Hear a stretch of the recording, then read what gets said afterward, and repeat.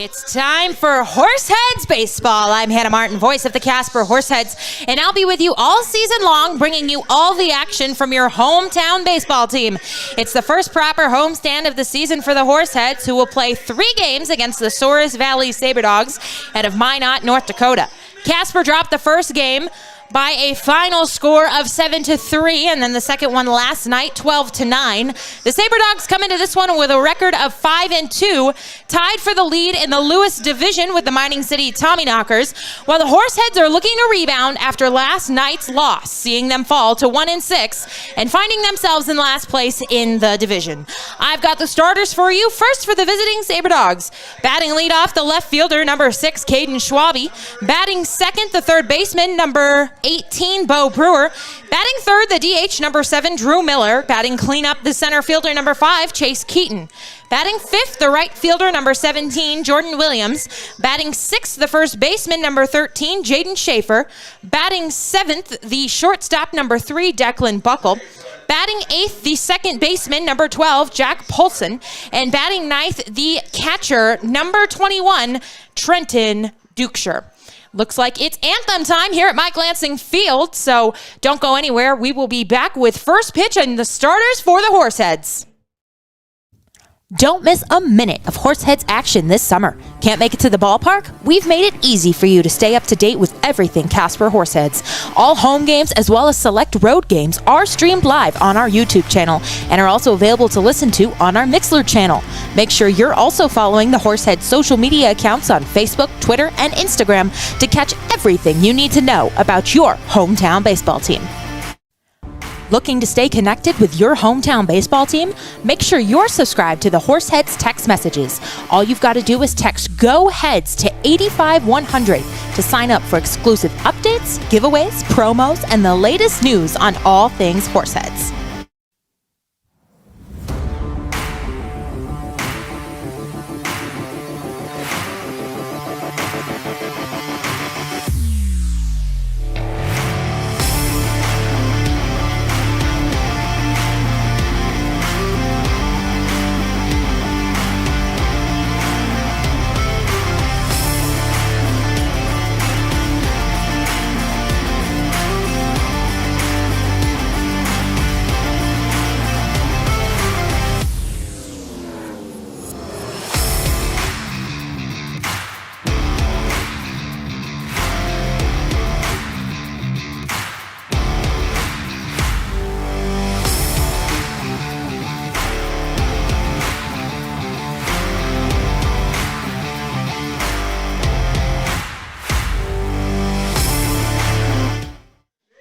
Welcome back to Mike Lansing Field. Hannah Martin here with you as the Casper Horseheads look to get back in the win column against the Souris Valley Saber Dogs. This in Game 3, the final game of the 3 games played between these two.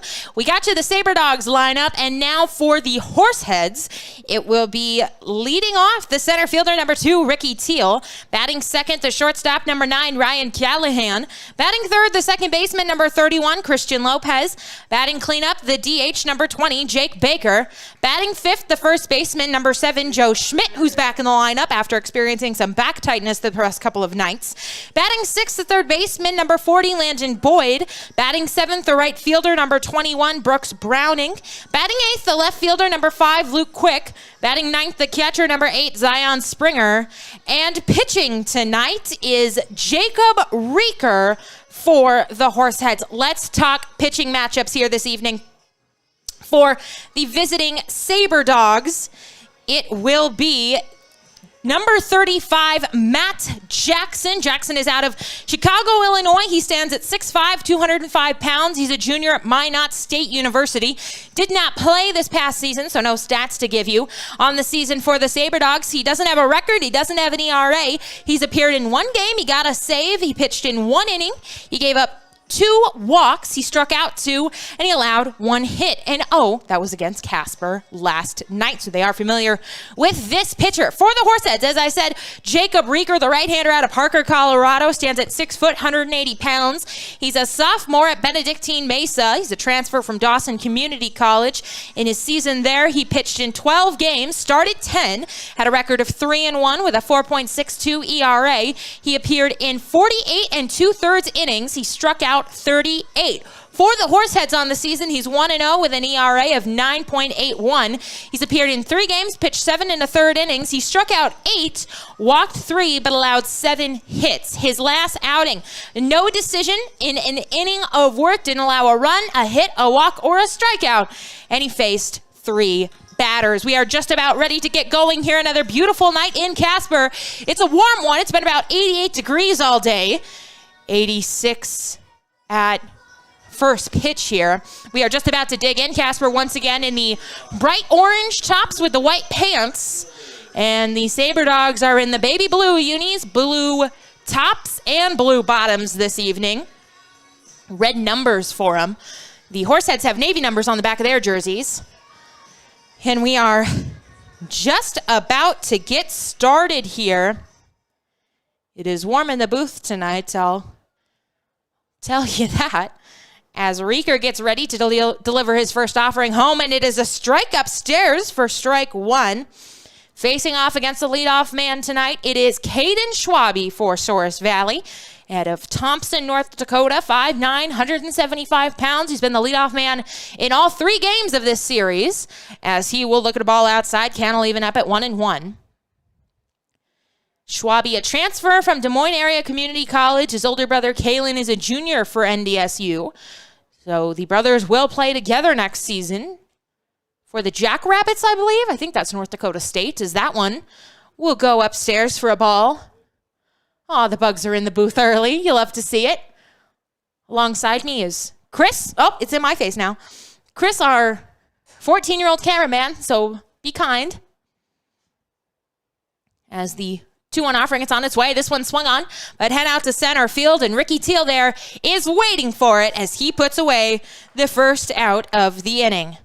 It will send up Bo Brewer. We'll tell you how the boys line up behind Rieker. Luke Quicken left. Ricky Teal in center. He just made the catch. Brooks Browning back and right. Joe Schmidt at first base. He was experiencing some lower back tightness the past couple of nights, so the first time we've seen him in this series. Christian Lopez at second. Ryan Callahan at short. Boyd at third. And Zion Springer back behind the plate. And coming to the plate, it's Bo Brewer, the third baseman, who leads the league in batting average. It's dipped a bit to .571 as he will look at a ball upstairs. Brewer out of McKinney, Texas, 6'4", 250 pounds. He's a freshman at Paris Junior College. On the season for the Saber Dogs, he's hitting .571 in 7 games, 16 hits. He's also scored 14 runs. He's got 5 RBIs, 7 walks, no home runs, and a strikeout. And he will look at a strike go by right down the heart of the plate. 1-1, the count will even up. The sun is out here, not a cloud in the sky in Casper. A beautiful night for the last game of this homestand here. As the 1-1 offering is on his way. It'll miss up top for a ball. 2-1. The count runs on Brewer for the Saber Dogs. Last night, Brewer went 2 for 4 with a walk and a stolen base. So another good night for the man who leads the league in batting. As here comes a 2-1 offering from Rieker. That one will miss up high for a ball. 3-1 the count. Good count to Brewer. Due up next will be Drew Miller, and if anybody reaches, Chase Keaton will come to the plate. Everybody else is in action tonight around the Expedition League. We will update you on some scores here in a moment. As the pitch will miss upstairs, so the first walk of the night is issued to Bo Brewer for the Saber Dogs. He will head on down to first, and it will send up Drew Miller, the DH. The Fremont Moo lead the Hastings Sod Busters 1-0. That game in the bottom of the third. The Badlands Big Sticks are in action again over the Western Nebraska Pioneers. That game has yet to start. The Sioux Falls Sunfish, after getting their first victory of the season, lead the Wheat City Whiskey Jacks 1-0 in the bottom of the first. As the first offering to Miller, it's on its way. That one will find the bottom of the strike zone for a strike. 1-0 the count. 0-1 the count. The heat messing with me already. I'm not a warm weather gal by any means. As that one will find the inside part of the plate for a strike. So the first 2 pitches to Miller have been strikes. Miller, the DH for the Saber Dogs this evening out of Pryor, Oklahoma. 6'2", 210 pounds at Wichita State University. For the Shockers, he hit .379 in 7 games. As he awaits the 0-2 offering here from Rieker. Man at first is holding. That one will miss upstairs for a ball. Waste pitch there. 1-2 the count to him. Chris is in a sweatshirt and jeans, so I don't know how he's not boiling over there, because I'm in my polo and my khaki shorts, and I'm suffering. As this one sent out to left, back goes quick, and he will settle under it to retire the second man of the inning. So a couple of flyouts here for Rieker. Trying to pitch around the 1-out walk that he issued to Miller. He'll have to deal with Chase Keaton next. He plays center field this evening for the Saber Dogs.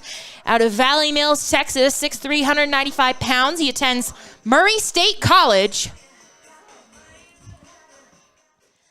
Zoom in just a little. You know, we could zoom in a little. We could do it. How about that? A little more? Yeah? Okay. Let us know if you like that camera angle more. The first offering out of this way, it's too tall. Springer had to come out of his catch. 1-0 the count to Keaton. Bo Brewer aboard at first for him with 2 down here in the top of the first inning. We are scoreless. We have a very special guest that we are going to have on in the bottom of this inning. So don't go anywhere. Our first official guest, as a big swing and a miss there by Keaton, has the count evening up at 1-1. I think everyone will enjoy this guest. She's quite lively. Chris has not been on the broadcast yet. I haven't given him a headset. We're going to get you a headset. So don't go anywhere. It's a big surprise. 1-1 count. That one finding the outside part of the plate for a strike. Rieker, 16 pitches, 8 strikes, 8 balls. Anybody reaches Jordan Williams will come to the plate next. 1-2 the count. 2 down here in the top of the first inning, scoreless. Rieker peers in for the sign. Now delivers. That one missing upstairs. Keaton having to get out of the way of that one. This the 3rd of June here, and the 3rd game of this series. It'll be the last one that they play here before the Horseheads head on the road. The first big road trip of the season. They're headed up to Caldwell, Idaho to face off against the Spuds. And spinning inside once again is Keaton. He says he got hit, and the umpire will agree with him. Originally, the call, I think it was just a ball, but then Keaton turned around. He said, I was hit by the pitch, and the home plate umpire agreed with him. So jogging down to first after the hit by pitch is Keaton. It'll move the runner Brewer up to second, and Jordan Williams will come to the plate next, the right fielder for Souris Valley out of Brewton, Alabama. 6'1", 195 pounds, junior at Minot State University. And he bats with runners aboard at first and second. 2 down here in the top of the first. We are scoreless. Rieker looking to strand a couple of runners here. As this one sent out to center on a line, moving over his tail. He will not get there. That ball's going to get down and it's going to roll. 1 run is in. They are sending the second man. That ball is still in the outfield. And coming in to score are both the runs. And at third is Williams. So a big blow there. That ball just kept going and going. It seemed to be in the outfield forever. As the 2-out RBI triple by Jordan Williams has the Saber Dogs up 2-0. So Williams is at third after the RBI triple, and it'll send Jaden Schaefer up to the plate. This is the first time we are seeing Schaefer out of Oklahoma. 6'2", 175 pounds, attends Murray State College. And he's batting in the top of the first now with the Saber Dogs having the lead. It is 2-0, and he will look at a ball upstairs. 1-0, the count runs to Schaefer. 20 pitches for Rieker already here in the first. 11 balls, 9 strikes. That one foul tipped at the plate. Count will move to 1-1. Schaefer, 41 games for Murray State College. He hit .348 with a home run, 23 RBIs, 28 runs scored, and 3 stolen bases. As a 1-1 offering, it's on its way. It's going to miss inside. A nice stop by Springer. We've seen a lot of good defensive catching from the Horseheads this season, and a lot of it has been for Zion Springer. He was the DH last night. Though Landon Boyd, man, he was a catcher last night. What an arm that kid has. So good, so accurate. He threw out 3 men trying to steal second. As this one is shot up the middle to Callahan, he gloves, fires over to first, and he will retire Schaefer. But not before, once again, Saber Dogs, they strike here in the top of the first inning for 2 runs. We head to the bottom of the first. Saber Dogs leading 2-0. Your hometown's baseball team, the Casper Horseheads, is back in the saddle. Be there for the 2021 season. Don't miss a minute of Horseheads baseball this summer as the Horseheads prepare to take on the Souris Valley Saber Dogs this Tuesday, Wednesday, and Thursday. First pitch for all 3 games is 6:35 p.m. Mountain West time. Giveaways, great food, affordable family fun, and the best in collegiate baseball await you at Mike Lansing Field.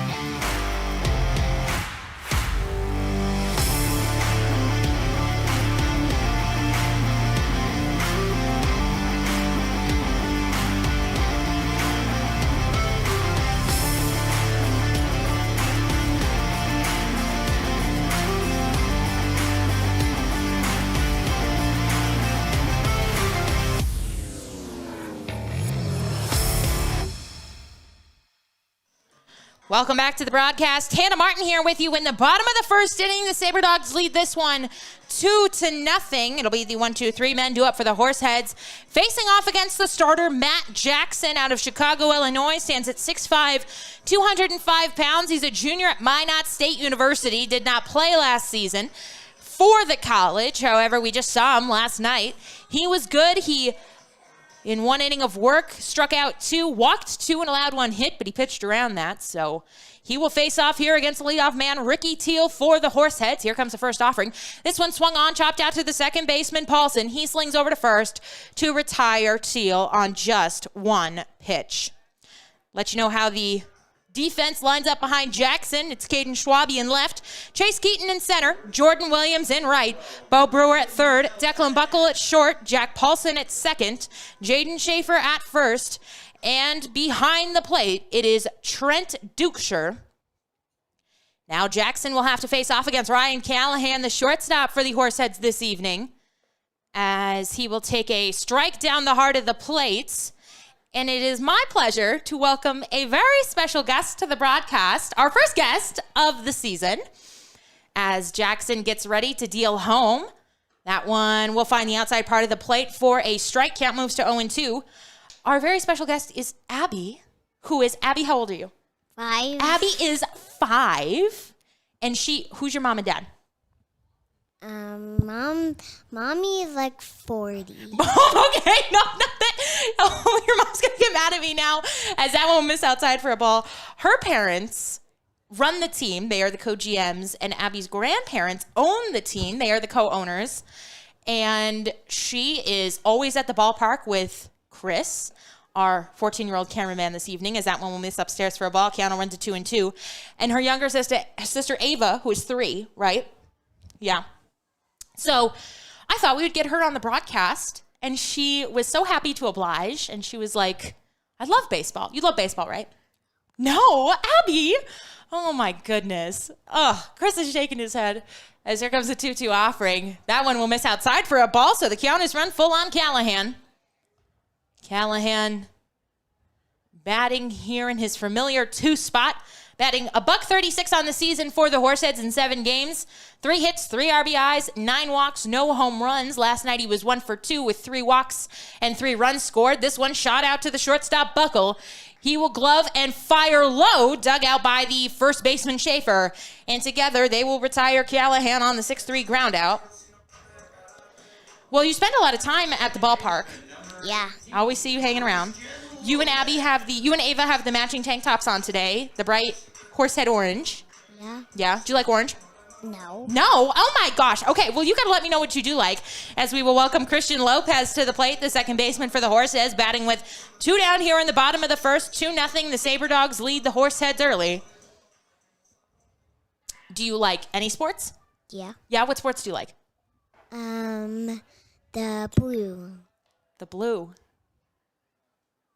Okay, yes, I'm with you. As that one will catch the top of the strike zone. 0-1. Do you like the blue the Saber Dogs have tonight? Their uniform? Yeah, you like that light blue? Yeah. Yeah, it's cool. I like it. As that one will miss outside for a ball count, will run to 1-1 on Lopez. It's just his third game for the Horseheads, excuse me. Last night he went 1 for 5 with 2 RBI, a walk and a strikeout. Right now he's staring down a 1-1 count. As here comes the offering. That one will miss upstairs for a ball, 2-1. So are you in school yet? Are you in kindergarten?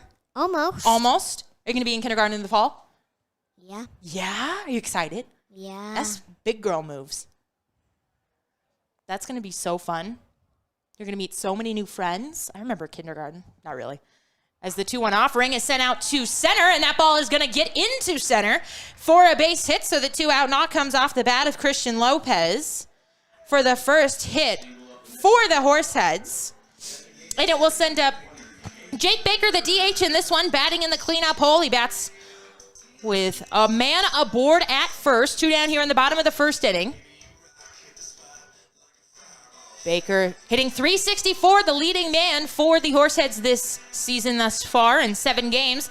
8 hits, 5 RBI, 10 walks, no home runs. What do you like to do when you're not at the ballpark? Playing my Switch. Play with your Switch? Oh my goodness. Back in my day, it was called a Nintendo DS, and it was kind of similar. Chris, thumbs up from Chris on the DS. As here comes the first offering. That one will miss. Oh, that'll catch the top of the strike zone. There we go with the strike zone again. I think we have our 17-year-old umpire behind the plate. So we have a 17-year-old umpire behind the plate. We have a 14-year-old cameraman, and we have a 5-year-old color commentator. We are really rocking and rolling here at Mike Lansing Field, let me tell you. As Jackson, 12 pitches, 7 strikes, 5 for balls. He throws over to check on the runner. Lopez dives back safely. Both teams had a fair amount of running last night, especially the Saber Dogs. What is your favorite thing to get from concessions?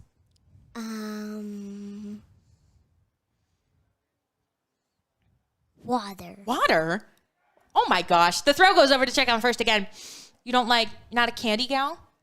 I do. You like candy? What kind of candy? Chocolate candy. Chocolate candy. Oh yeah. Big M&M gal?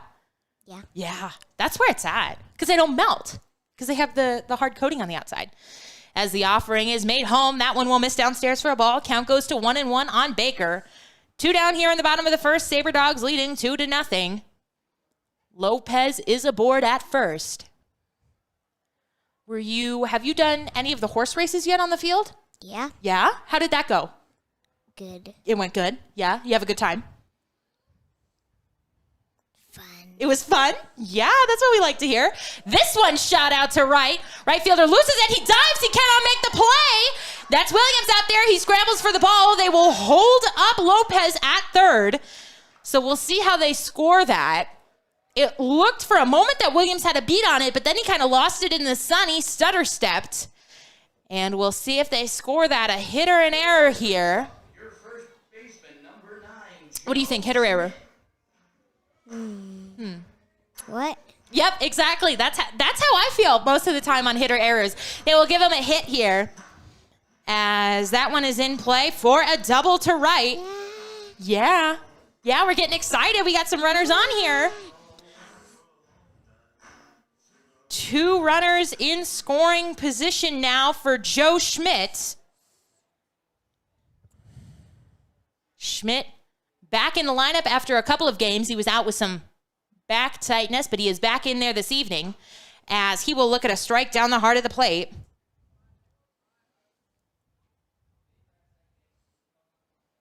So Lopez at third, Baker at second after doubling moments ago to right. Schmidt will await the 0-1 offering here with 2 down, but 2 men in scoring position. Chance for the Horseheads to get on the board, and he will look at a ball outside, 1-1. Do you like the hot weather? I love a little bit cold. You like it a little bit colder? Me too. But do you like to play in the snow? Yeah. I like to play in the snow too. We don't. Go ahead. We do. We make a snowman. You make a snowman. That's exciting. As that pitch will miss downstairs for a ball. Count will run to 1-2 on Schmidt.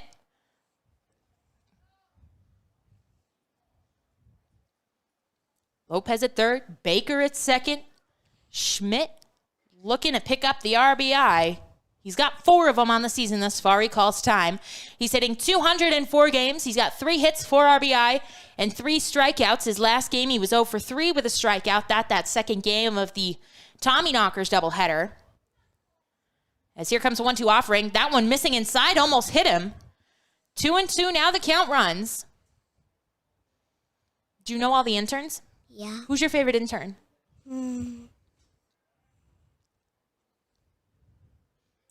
Her name better start with "ha" and end with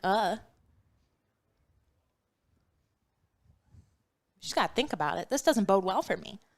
As the pitch is on its way, swung on and missed by Schmidt. Absolutely, it's me. Joe Schmidt strikes out, but I'm Abby's favorite intern. So some good news to go along with the bad one. However, the Horseheads are unable to score here in the bottom of the first. They strand 2. Thank you, Abby, very much. You want to come back for another inning? Yeah. All right. Bunch of room. She's ready to go. She's ready to go all night.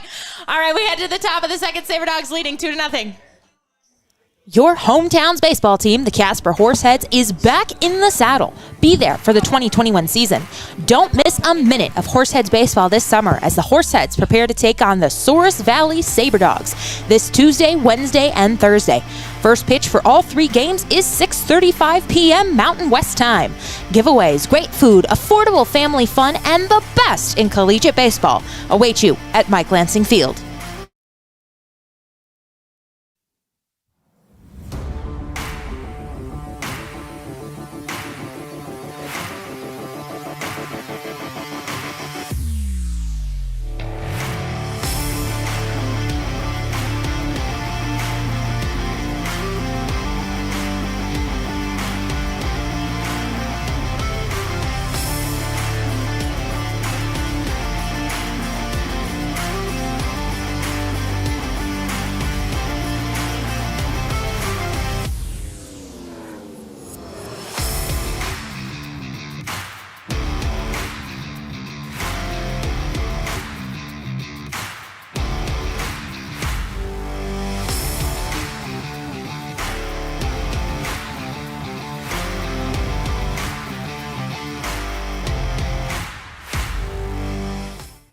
We begin play here in the top of the second inning. Hannah Martin back with you.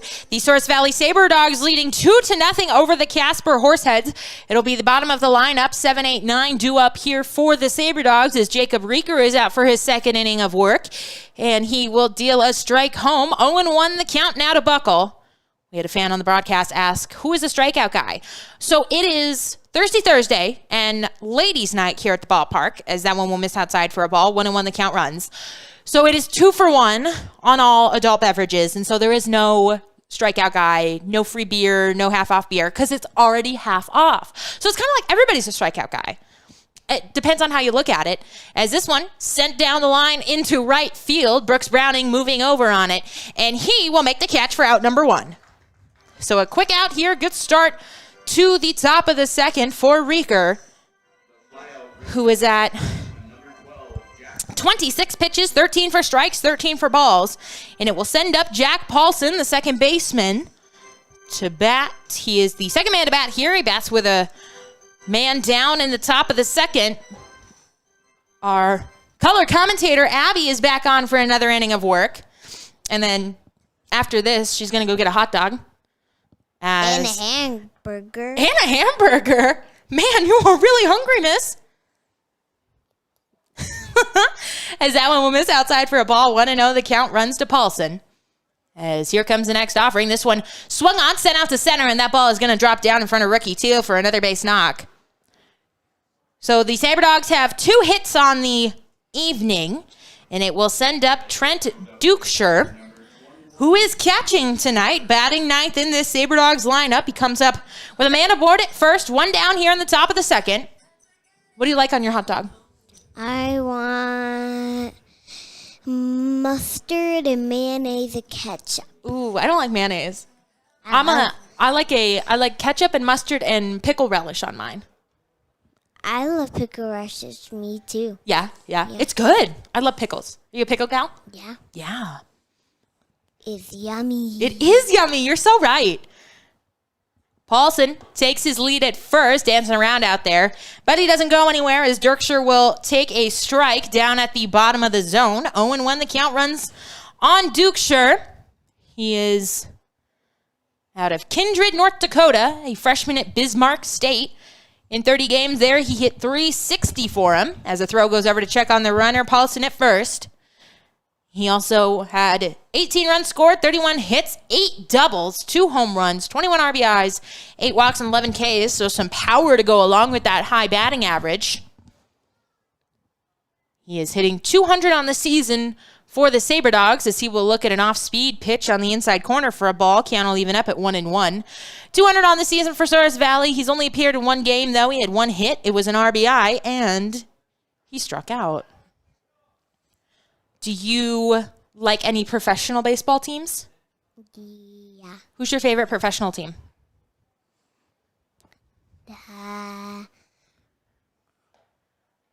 This one will miss upstairs for a ball. 2-1.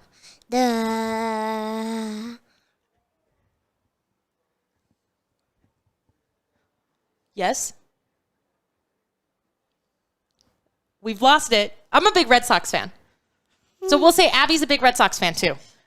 As that one will miss up high, bounces out of the glove of Springer, but he recovers. 3-1 now, the count will run to Dukeshire. Batting with a man aboard, 3-1, the count to him. 1 out here in the top of the second. Saber Dogs already lead this one 2-0. They got 2 runs in the top of the first off of the starter, Jacob Reeker. As here comes the pitch. This one swung on. Set out to the third baseman, boys. He gloves, fires a second, gets the out there, over to first, and it's in time for the double play! Oh, I thought off the bat it was hit too slowly, but Boyd, Lopez, and Schmidt get it done around the horn. 5-4-3. We head to the bottom of the second inning. Saber Dogs leading 2-0.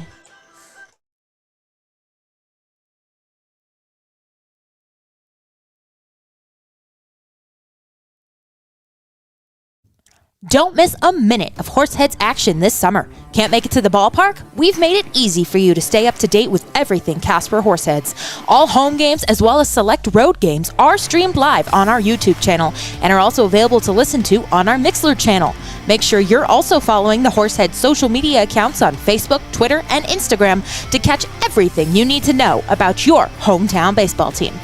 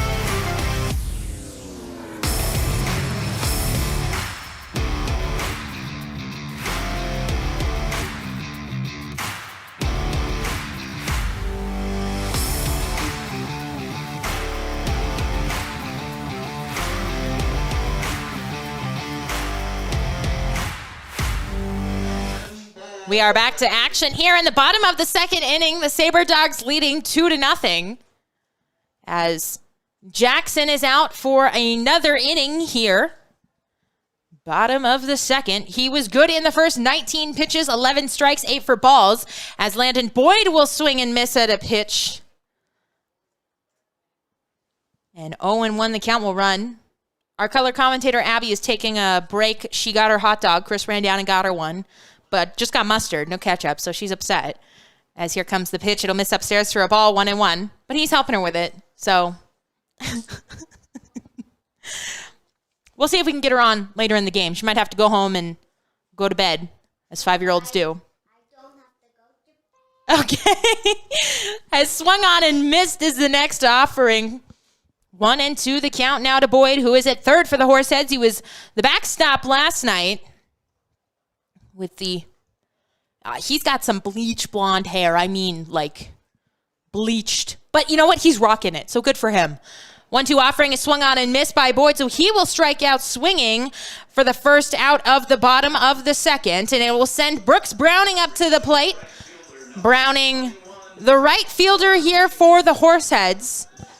He played first last night, been one of the better hitters for Casper, hitting .269 on the season in 7 games. He's got 7 hits, 6 RBI, 3 walks, and a home run.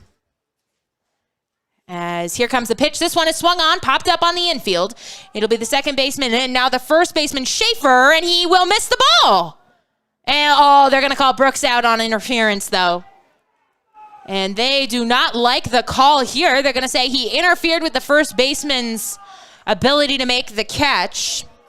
And so he will be out. You are next to me. Hello, ma'am. And so interference called on Browning for the second out. And now Luke Quick will come to the plate, batting with 2 down here quickly in the bottom of the second. Quick, the number 8 man here for the Horseheads in left field. He was not in the lineup last night, but he comes back this evening. Hitting an even 100 on the season coming into the game in 6 games played, and he takes a pitch upstairs for a ball. 1-0, the count runs to him. He's scored 1 run, got 2 hits, 1 RBI, 3 walks, and 8 strikeouts. His last game, he went 0 for 3 with a walk and 2 strikeouts. As he will swing at a pitch and ground it to the first baseman. A nice backhanded stop by Schaefer, who will tag the bag and retire quick. So 1, 2, 3 go the Horseheads here in the bottom of the second inning. We head to the top of the third. Saber Dogs leading 2-0. Your hometown's baseball team, the Casper Horseheads, is back in the saddle. Be there for the 2021 season. Don't miss a minute of Horseheads baseball this summer as the Horseheads prepare to take on the Souris Valley Saber Dogs this Tuesday, Wednesday, and Thursday. First pitch for all 3 games is 6:35 p.m. Mountain West time. Giveaways, great food, affordable family fun, and the best in collegiate baseball await you at Mike Lansing Field.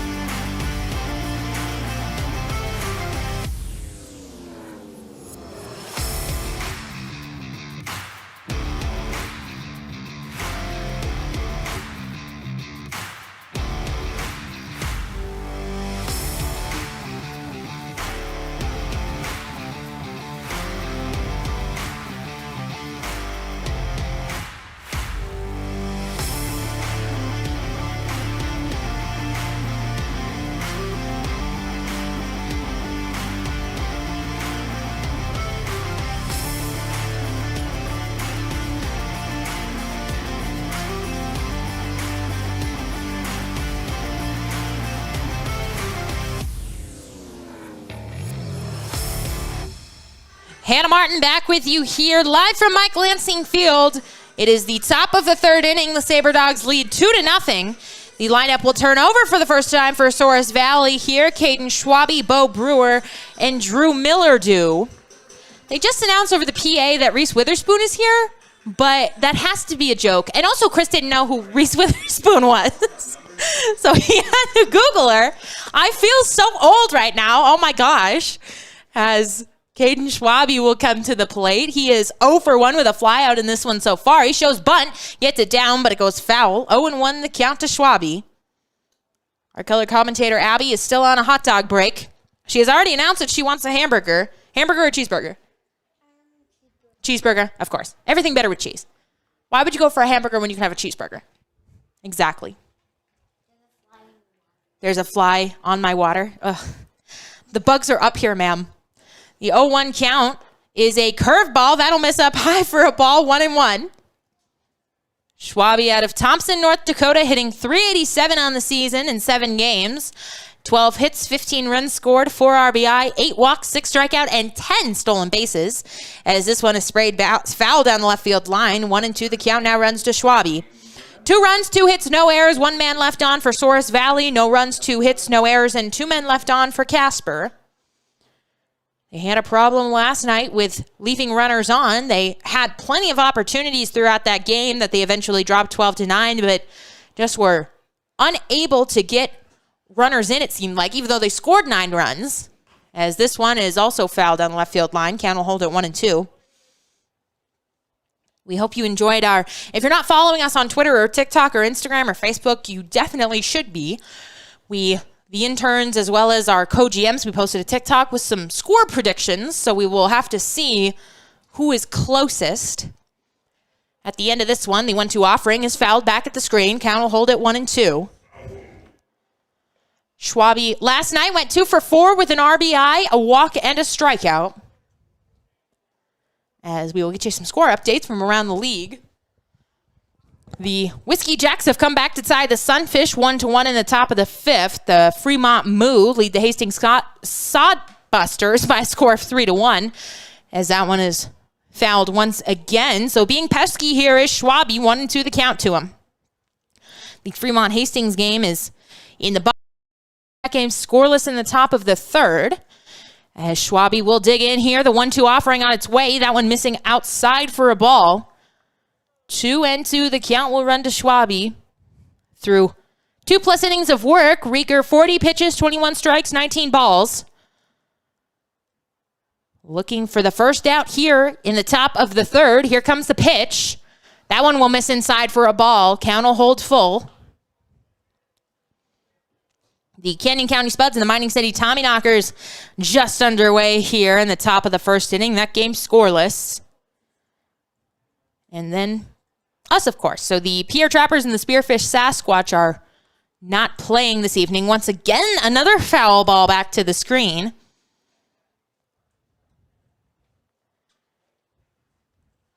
So this will be the 10th pitch that Schwabe will see from Rieker. As Rieker ready to deliver, pitches on its way, and that one is swung on, hit out to left center. It's shallow left, and in comes Luke Quick to make the play for out number 1. As here comes Bo Brewer. He has not recorded an at-bat at this game. He walked in his first plate appearance, and so he is looking for the first hit of his night. Brewer hitting .571, leading the league in average in 7 games, 16 hits, 14 runs, 5 RBI, 7 walks, no home runs, and a strikeout. In his last game, he was 2 for 4 with a walk and a stolen base. As he bats here with the bases empty, 1 down, top of the 3rd inning. Saber Dogs leading 2-0 after getting 2 runs in the top of the 1st. As a curveball will fall in for a strike at the top of the zone. Brewer at 3rd tonight. We saw him at 1st last night. Out of McKinney, Texas, 6'4", 215 pounds. He's a freshman at Paris Junior College and certainly starting off this season on the right foot, as he will take a ball outside. 1-1 the count will even up on him. Rieker, 45 pitches, 24 for strikes, 21 balls. Due up next, Drew Miller, and if anybody reaches, it'll be Chase Keaton, the center fielder. As here comes a 1-1 offering. It's too far inside for a ball. 2-1 the count. It is still toasty here in Casper, 86 degrees. Going to be hot all weekend here in Casper. Tomorrow's supposed to be 93, and then 91 and 90 over the weekend is a big swing and a miss by Brewer, as the count evening up at 2-2. But just beautiful blue, clear skies here. Got air conditioning at my host family's house, so I didn't realize it was so hot until I stepped outside, and I was suffering as that one sent foul down the right field line. I made the mistake yesterday. It was like 80 yesterday of complaining to one of my friends who lives in eastern Washington, where Washington gets a bad rap for a lot of rain, and on the west side that's, kind of true, but on the east side absolutely not. And it was 103 there yesterday, so she was like, respectfully, shut up. And so I did. As a 2-2 offering, it's on its way. This one skied out to right. Brooks Browning takes a couple of steps back. Now he comes in on it, and he will make the grab for out number 2. And so Drew Miller will come to the plate, the DH for the Saber Dogs, batting with 2 down quickly here in the top of the third. He is 0 for 1 with a flyout. The temperature and the geography of the two sides of Washington are vastly different, as are the political ideologies and the population. It's basically like 2 states. As here comes the first offering, curveball that misses up and away from him. 1-0 the count to Miller. So it's really temperate on the west side. Not a lot of hot days, not a lot of snow. And on the east side of the state, very different. I went to school in Pullman, which is on the east side of the state, and I'm from the west side, so I've seen it all. As that one will find the outside corner for a strike. 1-1, the count evens up. I gotta say, I like the west side more. I'm a rain gal. I love it. 1-1, the count.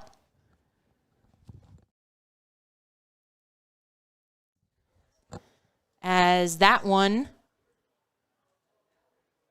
they're going to say it hit him? And the fans are not happy here at all. You hear a couple of fans holler. Here comes Coach Pearson.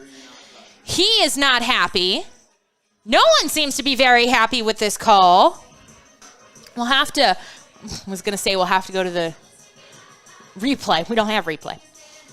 As they're going to go out and talk about it here. Coach Pearson, very upset. He is out there wondering what happened. And they'll say foul ball. So he's going to come on back. And 1-2, the count will run. All right. So we are back at it. 2 down here in the top of the third inning. 2-0, Souris Valley leading. After the original call on the field was hit by a pitch, they got together. They said, nope, it hit the bat. So we will come back to play here. Bases are empty. The 1-2 offering on its way from Reeker. Here it comes. Swung on and missed. Big strikeout. 1-2-3. Go the Saber Dogs here in the top of the third inning. We head to the home half of the third. Souris Valley up 2-0. Your hometown's baseball team, the Casper Horseheads, is back in the saddle. Be there for the 2021 season. Don't miss a minute of Horseheads baseball this summer as the Horseheads prepare to take on the Souris Valley Saber Dogs this Tuesday, Wednesday, and Thursday. First pitch for all 3 games is 6:35 p.m. Mountain West time. Giveaways, great food, affordable family fun, and the best in collegiate baseball await you at Mike Lansing Field.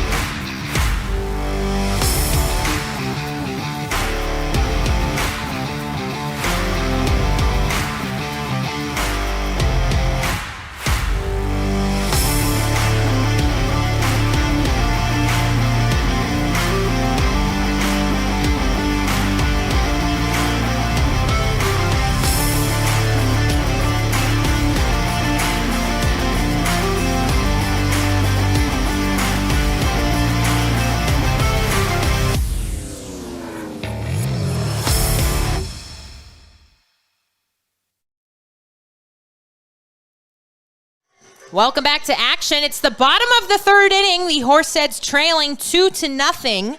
It'll be Zion Springer, the leadoff man. As the end of the inning ended with a strikeout swinging, so Zion Springer will come to the plate. The 9-1 and 2 men do. Chris Brandown got the ladies some water. Thank you very much, sir. He's been running. He get the exercise in. The Horseheads are 1-6 on the season. The Saber Dogs 5-2. As we get ready to open things, Matt Jackson with the 27th offering of the ball game will be a strike on the inside corner. 0-1, the count runs to Springer in the 9-hole this evening. The backstop. Lineup will turn over for the first time here in the bottom of the third inning. Souris Valley leading 2-0. This one swung on and hammered out into left for a base hit. And Springer will be aboard with a leadoff single. So a good start to the third inning here for the Horseheads.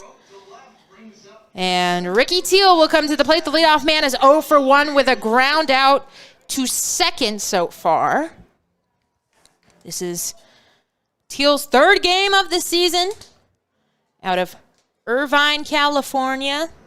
The freshman at Orange Coast College.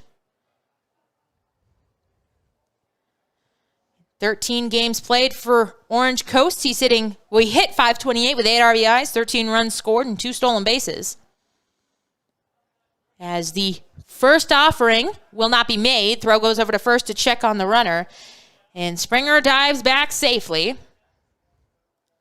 you want to take our moment? We'll do our shout-outs of the game. This one, it wasn't requested by the interns. This one's all me. My brother will turn, it's his birthday today. So he turns 18 today. So a very happy birthday to Zach, who is probably not listening, but that's all right. As the first pitch will miss inside for a ball, 1-0. 18, big day. He's going to be a sophomore at Washington State in the fall. All 3 of us Martin kids, we all went to Wazoo. I graduated last May. My sister graduated in December, and he will be a sophomore there. So go Cougs. As the throw goes over to check on the runner at first once again, and Springer will dive back safely. Jackson worried about the run game here. It's funny. I have to remember, I say Wazoo out here. Nobody knows what I'm talking about. Like it's Washington State. As there goes Ava across the concourse in those bright orange tank tops. This one shot out to right, but right at the right fielder, Williams. Springer will have to go back. He is back safely. It barreled up, certainly, but right on a line to the right fielder, Williams. And Springer will stay where he is at first, and it will send up Ryan Callahan, the shortstop for Casper. 0-for-1 with a ground out in this one. Want to thank all of our viewers and our listeners, and of course everybody in the ballpark for Ladies' Night here this Thursday. As the first offering on its way to Callahan, that one will find the outside part of the zone for a strike. 0-1 the count to Ryan. Callahan hitting a .136 on the season in 7 games, 3 hits, 3 RBIs, 9 walks, though, so he's been patient.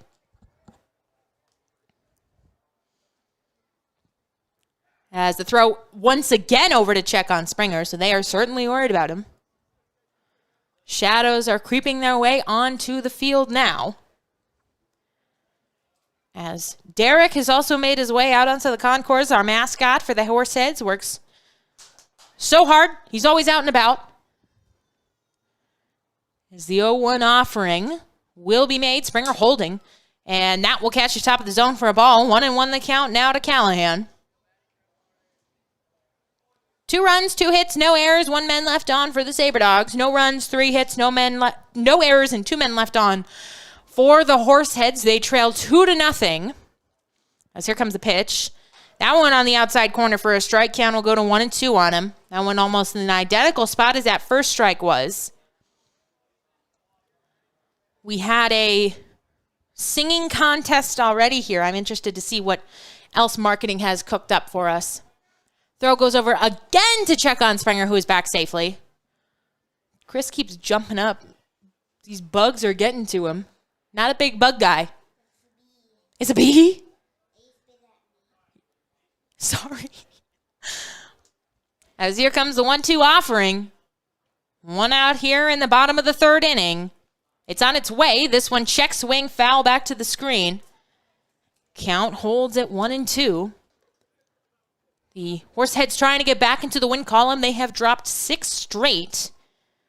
They've lost 2 to the Saber Dogs, 2 to the Tommy Knockers, and then they lost 2 to the Pioneers. They are better than that 1-6 record would indicate.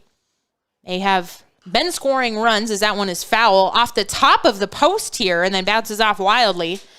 Count will hold it 1-2 for Ryan. Good at bat for him. It's just been shaken out in an unlucky fashion for him, I would say. But it is still early. No need to panic yet. Everybody, you start out 1-6. Everybody wants to panic, but it's a long season. As a throw, you guessed it, it goes over to check on Springer once again. He dives back safely. After this, the boys will head out. I heard they have a 4 a.m. bus ride. It's going to be 10 hours to Caldwell, Idaho, as here comes the pitch. That one inside, and it'll bounce away from the catcher. Oh, they're going to say it hit him.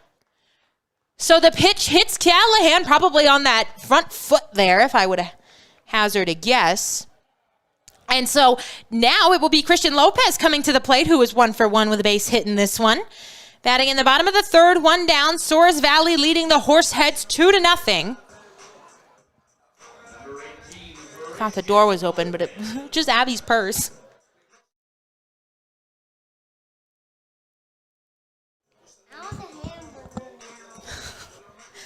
Springer at second, Callahan at first. Lopez at the plate. Looking to get the Horseheads on the board. They've got a man in scoring position, down 2. As that one will fade inside for a ball. 1-0 the count. Now to Lopez out of Chula Vista, California. 195 pounds, 5'10". He's a sophomore at Alabama State University. Last night he was 1 for 5 with 2 RBI, a walk, and a strikeout. As Jackson checks the runner back, now delivers home. That one missing upstairs for a ball, so ahead in the count is Lopez. Jackson, 38 pitches, 23 for strikes, 15 balls. The Saber Dogs are 5-2 on the season. Ballpark about as full as it was last night, maybe a bit more here on this beautiful Thursday evening. Jackson checks the runner back once again, now delivers. That one well inside. It was a ball out of his hand. Surprised it didn't hit Lopez. And now, in the hitter's count, 3-0. Might have the green light here, or might simply just let him see if Jackson can deal a strike home. He's been having trouble finding the zone as of the last couple of batters. Here comes the pitch. And that one right on the black on the outside corner for a strike. 3-1. The count runs to Lopez.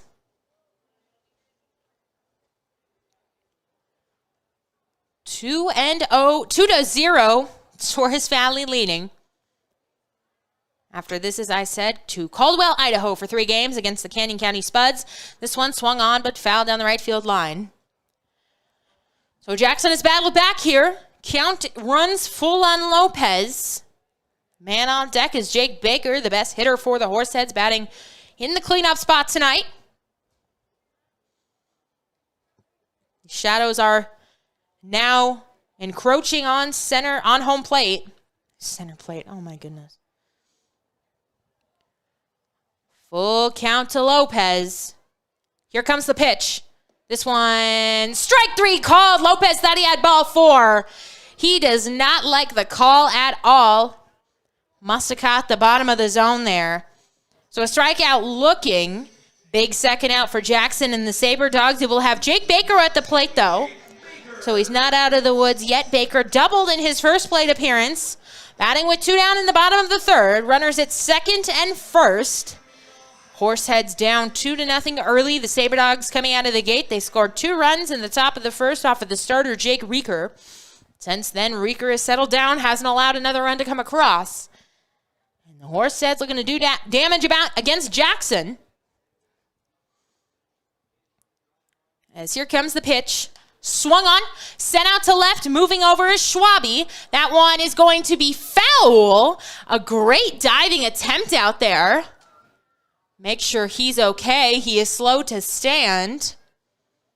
As believe he's okay. He was over by the warning track on the left side and he hit the dirt hard. I'll take a moment to check on him, make sure he's okay. For now, the count is 0-1 to Baker after the loud foul ball. And it looks like he will be okay. Joe Schmidt, the man on deck, he is back after a couple of days off due to back tightness. Good to see him back in the lineup. He's at first tonight. So everybody will reset. Jackson, 43 pitches, 27 for strikes, 16 balls. The Horseheads have already left 2. There was a big problem last night in their 12-9 loss to the Saber Dogs. They got runners aboard. They just couldn't bring them in. Baker, the man at the plate. It'll be an 0-1 count here. Baker will climb back in the box. Jackson, Jackson climbing back in, looking for the sign. He has it. And he's ready to deliver. This one swung on, sent into the gap between the first and the second baseman. Oh, they're going to hold up Springer at third. Took a big turn there. Probably a good idea. The throw came into the catcher. And so the bases are loaded here. Jake Baker with another base hit. He continues to do damage. As now with a chance to tie this game up or go ahead or do any sort of damage here. Joe Schmidt 0 for 1 with a strikeout swinging. That first baseman out of Washington, Missouri, 6'2", 225 pounds. He's a freshman at John A. Logan College. He bats with Springer at third, Callahan at second, and Baker at first. 2 down here in the bottom of the third. This could be a big situation early. The pitch, big swing and a miss at a pitch upstairs by Schmidt. 0-1 the count runs to him. In 10 games for John A. Logan, he hit a .158, 3 hits, 1 home run on the season for the Horseheads. 200 in 4 games, 3 hits, 4 RBIs, and 3 strikeouts. Another big swing and a miss by Joe. And quickly, he is in the hole 0-2. His last game, he went 0 for 3 with a strikeout, looking to avoid striking out here and leaving 3 more base runners. Saber Dogs leading just 2-0 here early. As here comes the pitch. This one swung on, popped up on the infield. Out goes the second baseman, Paulson. And in short right field, he will make the catch for out number 3. So a good opportunity for the Horseheads is wasted here once again. They leave the bases loaded. 3 more base runners left by Casper. We head to the top of the 4th, Saber Dogs leading 4-0. Your hometown's baseball team, the Casper Horseheads, is back in the saddle. Be there for the 2021 season. Don't miss a minute of Horseheads baseball this summer as the Horseheads prepare to take on the Souris Valley Saber Dogs this Tuesday, Wednesday, and Thursday. First pitch for all 3 games is 6:35 p.m. Mountain West time. Giveaways, great food, affordable family fun, and the best in collegiate baseball await you at Mike Lansing Field.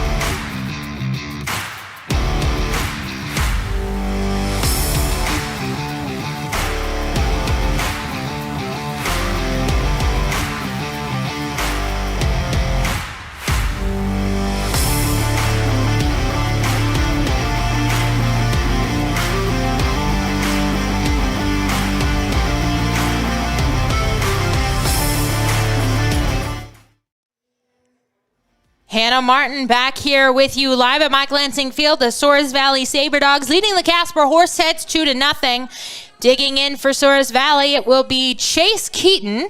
The 4, 5, 6 men due here for the Saber Dogs in the top of the 4th inning. As Jacob Recker will deal home, he delivers his first offering. And it is a strike on the outside corner. Recker, 54 pitches, 31 strikes, 23 balls. He did allow 2 runs to come across, both of them earned. Back in the first, here comes the curveball. It'll miss and get away from the catcher Springer. 1-1 the count to Keaton. He has been hit by a pitch in this one, so he doesn't have an official at bat. Keaton out of Valley Mills, Texas, 6'3", 195 pounds, goes to Murray State College, hitting .231 for the Saber Dogs this season. As here comes the 1-1 offering. This one swung on and lashed foul down the left field line. Count will go to 1-2. 231 on the season in 4 games for Keaton. 5 runs, 3 hits, 2 RBIs, 5 walks, 7 strikeouts, and a stolen base. Last game, that was Tuesday night against the Horseheads. He was 1 for 3 with a walk and a strikeout. Facing down a 1-2 pitch here. As here comes the offering. That one up by his head. He had to duck out of the way. That'll miss for a ball. 2-2. It is ladies' night here at the ballpark, so no K-Man because everybody gets 2-for-1 drinks. So we were talking about it earlier at the meeting. We were like, if it's already half off, are we going to go half off, half off? And the answer was no. As that one will miss outside for a ball. Count will run full on Keaton. 3-2 the count. The leadoff man batting here in the bottom of the 4th inning. 2-0, Souris Valley leading Casper. As here comes the pitch from Recker. This one swung on, sent out to right. On his horse is Browning, and he will get there for... Oh, he will not make the catch. Oh, it looked like he had it in his glove. He did not. Rolls all the way to the wall, and into second with a leadoff double is Keaton. Had the sun in his eyes, and it kind of shrouded where the ball was. We were unable to see it up here from the booth. So it'll be a leadoff double for Keaton, and it will send up Jordan Williams, who is 1 for 1 with a triple in this game. Williams out of Brewton, Alabama, 6'1", 195 pounds. He's a junior at Minot State. For the Saber Dogs, he is hitting .308 in 7 games with 8 hits, 6 runs, a home run, 9 RBIs, 5 walks, 5 strikeouts, and 2 stolen bases. And he bats now with a runner in scoring position. That's Keaton out at second. Nobody out here in the top of the 4th. Saber Dogs already lead this one 2-0. Here comes the first offering. That one right down the heart of the plate for a strike 0-1. Intern Chris has joined us in the booth briefly. We're good. We're doing great. I was like 4 people in this tiny booth. He's going. Thank you, King. He's got to get back to the grill. We don't have air conditioning in this section of the booth, so we're struggling. Poor Chris. He's getting chased by the bees. He's sweating. Stop wearing sweatshirts. Oh, my gosh. The 0-1 offering will be made here shortly. Recker staring in for the sign. He's got it now. Checks the runner back at second. Now delivers home. It's big swing and a miss there by Williams. Goes down to 1 knee on that. And so quickly, he is down 0-2. 2 runs, 3 hits, no errors, 1 man left on for the Saber Dogs. No runs, 4 hits, no errors, 5 men left on for the Horseheads. As the 0-2 offering, Recker checks the runner back, nobody covering. As now delivers home, swung on, fouled off at the plate. And they're going to say foul tip, and they tag the runner, and he is out. So they're going to say drop third strike there. So they tag him out. So it is a strikeout. As Keaton will hold out at second. It will send up Jaden Schaefer. Oh, they're going to get together again to talk about this one. We will see the first call on the play was reversed. They are talking about it here, what they're going to call on the field, and he is out. So the call will stand on the field. It'll be the first out of the inning for the Saber Dogs, and Jaden Schaefer now will be the man at the plate. Jaden, out of Oklahoma, 6'2", 175 pounds, attends Murray State College. In 41 games, he hit .348, 1 home run, 23 RBIs, 28 runs, and 3 stolen bases. And he will face off against Reeker at 62 pitches, 36 for strikes, 26 for balls. Batting with a man out at second, that's Keaton. And the pitch will not be made, I don't believe. He stepped out. Now he adjusts his batting gloves, and he gets back into the box.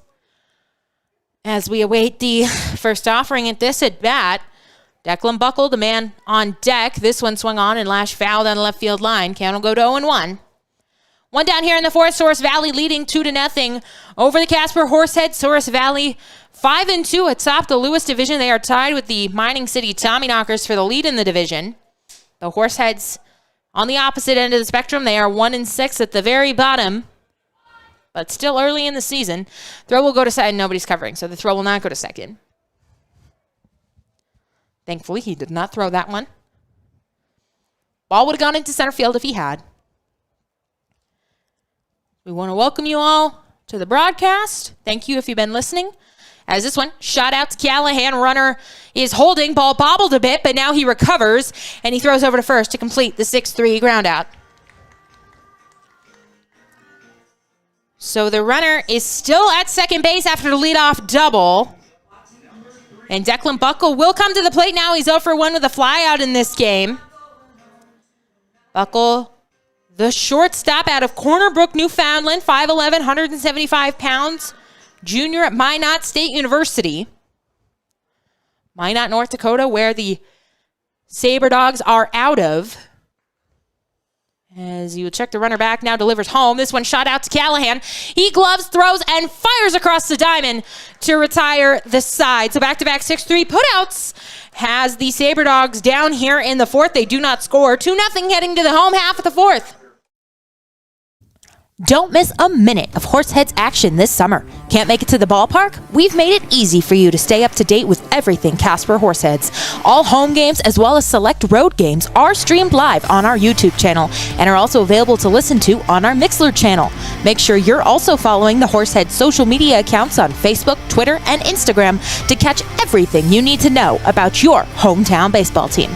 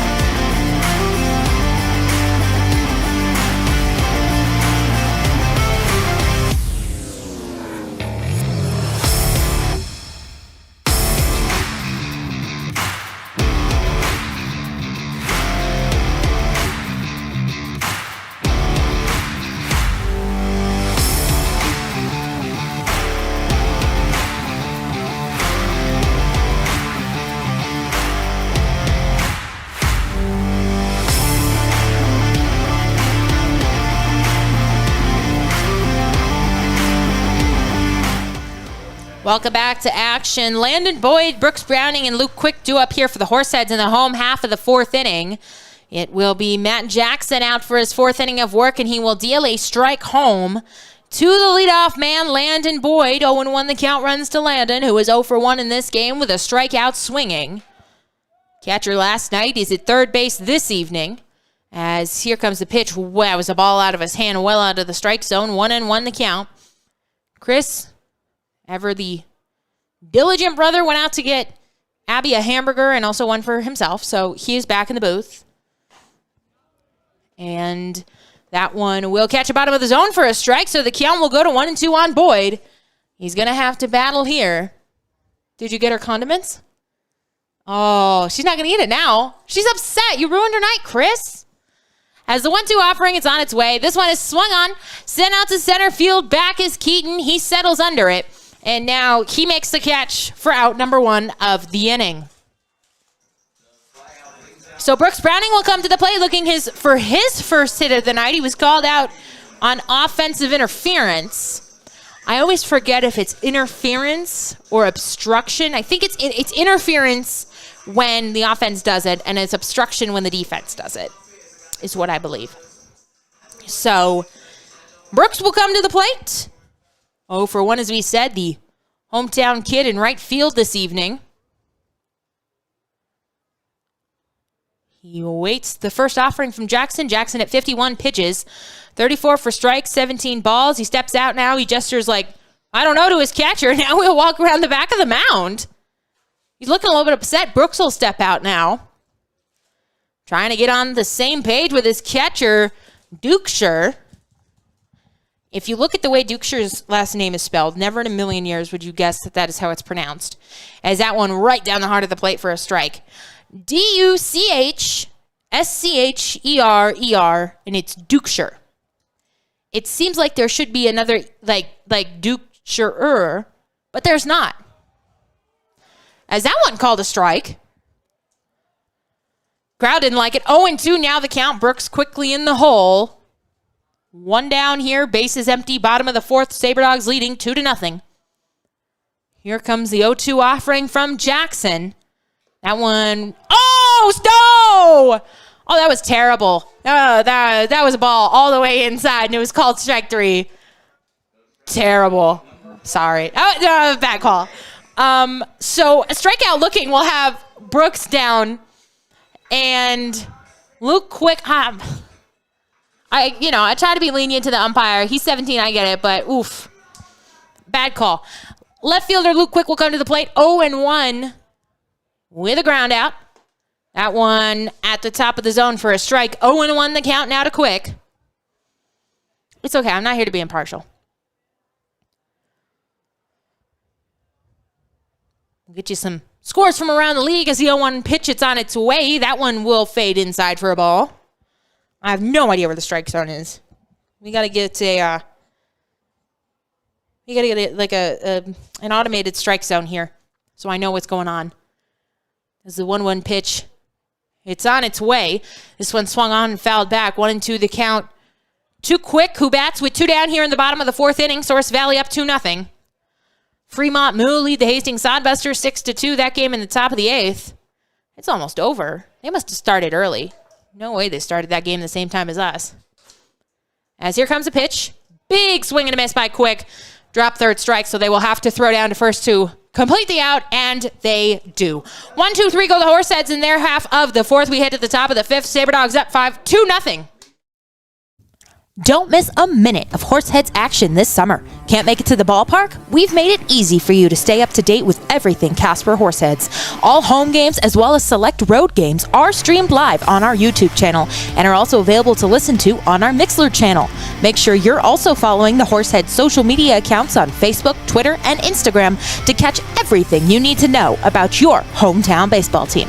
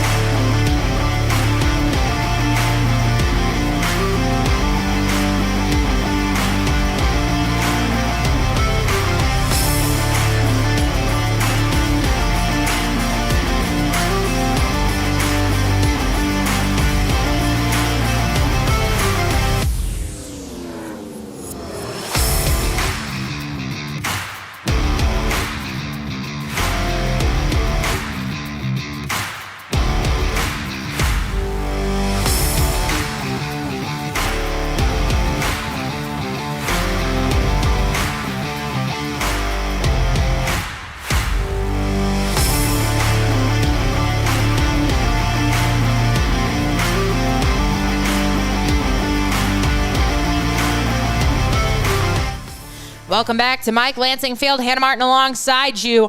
2-0. The Saber Dogs lead this one. In the top of the 5th inning, it'll be Jack Paulson, Trenton Dukeshire, and Caden Schwabe due up to the plate. Jacob Rieker out for his 5th inning of work. He will deal home. That one will miss outside for a ball. 1-0. The count will run to Paulson, who is 1 for 1 in this game with a base hit. 2 runs, 3 hits, no errors, 2 men left on for the Saber Dogs, as that one will find the heart of the plate for a strike. 1-1, the count evens up on Paulson. No runs, 4 hits, no errors, and 5 men left for the Horseheads. Still looking to score the first run of the game. They've had opportunities. They left the bases loaded a couple innings back, as curveball will find the top of the zone for a strike. 1-2, now the count to Paulson. Rieker, 68 pitches, 41 strikes, 27 balls. As the 1-2 offering on its way to the leadoff man, Paulson. That one, strike 3 called. Paulson turns around, doesn't like it. Nobody happy with his strike zone tonight. And they are hearing about it from both the third base coach and the dugout for the Saber Dogs. And it'll be a strikeout looking for Paulson, and it will send Trenton Dukeshire up to the plate. He is 0 for 1 with a ground out in this one. I'm a big Red Sox fan. They've had some long names over the years. Salta Lamakia comes to mind immediately. That one went shoulder blade to shoulder blade on the jersey. Trying to think of some of the longer names I've seen in the pros. Is that one chopped out to the third baseman? A nice glove there by Boyd, and he will sling across the diamond for out number 2. So Dukeshire is down 5-3. It will send up Caden Schwabe in left field tonight. He's 0 for 2 with 2 flyouts. Isaiah Kiner-Falefa for the Rangers. That one stretches. That's hyphenated, though, so it's not all one. I'm trying to think. I know there have been some names. Hunter Wojciechowski for the Orioles. That's one. As a strike right down the heart of the plate. That's one of those names you look at on the roster sheet and you're like, I hope I don't have to call that game. Pronounce that name all night long. As 0-1, the count runs on Schwabe. That one a strike on the outside corner. Schwabe doesn't like it. Get in line tonight. Nobody's happy. 0-2, the count to Schwabe batting in the top of the 5th inning with 2 down. Here comes the pitch. This one swung on, sent out to center field. Moving back on it is Teal, and a couple of steps to his right. He will make the catch for out number 3. 1-2-3 go the Saber Dogs in their half of the 5th. We head to the bottom of the 5th. Horseheads trailing 2-0. Looking to stay connected with your hometown baseball team? Make sure you're subscribed to the Horseheads text messages. All you've got to do is text Go Heads to 85100 to sign up for exclusive updates, giveaways, promos, and the latest news on all things Horseheads.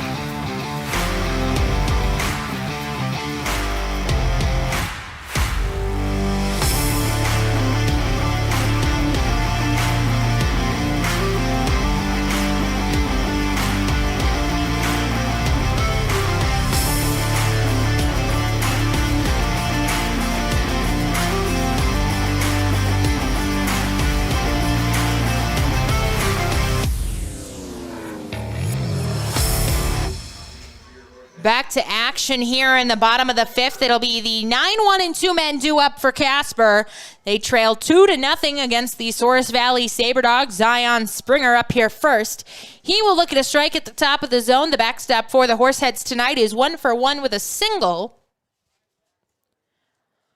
Looking to get aboard or get the Horseheads on the board. As the 0-1 offering misses outside, goes past the catcher. Jackson has been good, 60 pitches, 49 strikes, 19 for balls. Horseheads have managed 4 hits off of them, and they left 5. But once again, they just have not been able to get that big hit as the 1-1 offering is on its way. That one will miss inside for a ball. 2-1, the count runs. How's the cheeseburger? Our colored commentator wants to let you know that... Oh, we got some gliders here in Casper this evening. We saw a red one. Now that's a black one out there. So the Casper residents enjoying the beautiful evening here. We saw 6? We saw 2. That one going to catch the inside part of the plate for a strike. Remember when we saw 3? No, I wasn't with you when you saw 3. Okay, you go back to your cheeseburger. Oh, and that one is going to hit him. It's going to hit off of the top of his helmet. You can hear that one all the way up here. He ducked out of the way, and he's showing the first base coach his helmet. I think he's going to go and swap it out now. That's, one of those moments. Oh, they're going to put a guard on it as he's going to get ready to run. All right, there we go. So he will keep the helmet, make a little bit of an adjustment to it. But another hit batsman here will have Springer aboard to lead off the inning. And it will bring Ricky Teal up to the plate, 0 for 2 with a ground out and a fly out. Batting with nobody down here in the bottom of the 5th inning. Springer, the man aboard at first. You good? Okay. We want to thank all of our 60 viewers who are tuning in to the broadcast. Hannah Martin on the play-by-play. Abby on the color when she's not eating. That one bounced up there. It bits by the catcher. Springer will advance to second. So a wild pitch will have Zion down to second base. So a runner in scoring position again here for the Horseheads. Speaking of Horseheads, Derek is back out. He is making his way across concourse. Want to thank all of our listeners, our viewers, and everybody who is in the stands here this evening. It has been a wonderful homestand. Everything except the score on the field. But the rest of it has been wonderful. Great weather, great atmosphere, great fans. As a 1-0 offering sent out to right field, that ball is going to get down. They are going to hold up Zion at third. That ball just hit so hard, he had no chance of scoring. But Ricky Teal collects his first base hit of the night. And it has Zion Springer now down at third. And Ryan Callahan will come to the plate with a chance to pick up a runner or two. Springer at third, Teal at first for him, and he's batting with nobody down here in the bottom of the 5th, so one of the best scoring opportunities of the night for Casper. We are going to have a meeting on the mound here. Jackson at 64 pitches, 43 for strikes, 21 balls. He had a little bit of trouble back when he had loaded the bases, but that was with 2 outs and he got out of it. Here he's got runners at the corners in what is just a 2-run game and nobody out. Skip is going to go out to talk with him now. Everybody mulling it over, how they want to pitch to Callahan, especially with the heart of the order coming up here for the Horseheads. Get you some score updates while they are still out there talking. Umpire goes out to break it up, and they're just ignoring him. They have to play the Jeopardy theme song twice here, and now they will break. 6-2, the Fremont Mooley, the Hastings Sodbusters in the bottom of the 8th inning. Bottom of the 5th, Badlands and Western Nebraska tied at 1 apiece. Also tied at 1 apiece, Sioux Falls and the Whiskey Jacks, that one in the top of the 8th. And also tied at 1 apiece in the bottom of the 3rd, Canyon County and Mining City. The Horseheads will travel out to Caldwell, Idaho tomorrow morning, 4 a.m. call time. Is it a call time when it's not theater? I think you can call it call time. As the first offering, it's on its way. That one will find the top of the strike zone. 0-1, the count runs on Ryan Callahan, who was 0-4-1 in this game with a ground out and a hit by pitch. Canyon County, one of the 3 teams who are new to the league this year, alongside the Mining City Tommyknockers and the Sioux Falls Sunfish. As the 0-1 pitch will not be made, runner back as the throw goes over to check on him at first, and he's safe. The Canyon County Spuds are 1-4 this season. No, 2-4. That can't be right because they beat the Tommyknockers last night. They are 2-4. As the 0-1 offering will come home. That one missing inside for a ball. 1-1 the count to Callahan, who bats with runners at the corners. Nobody out here in the bottom of the 5th. The Saber Dogs leading 2-0. Horseheads desperately trying to get on the board here. They've already left 5 men. Got to get that runner home with less than 2 outs. Here comes the 1-1 offering. Swung on, sent out to the second baseman. Runners are going. Throw will go to second. They will get one there. But Callahan is safe at first. And more importantly, Zion Springer will come home to score the first run of the game for the Horseheads. So the man in the middle, Ricky Teal, is out on the fielder's choice. But Callahan is safe at first. Zion Springer comes home to score. And it will be Ryan Callahan now aboard at first for Christian Lopez, who is batting with 1 down here in the bottom of the 5th inning. Horseheads have scratched across a run here. 2-1 they lead. They trail, Wishful thinking. And that one will miss downstairs for a ball. 1-0 the count to Lopez. He is 1 for 2 in this game with a single and a strikeout looking. As Jackson ready to deliver the 69th pitch of the offering of the game.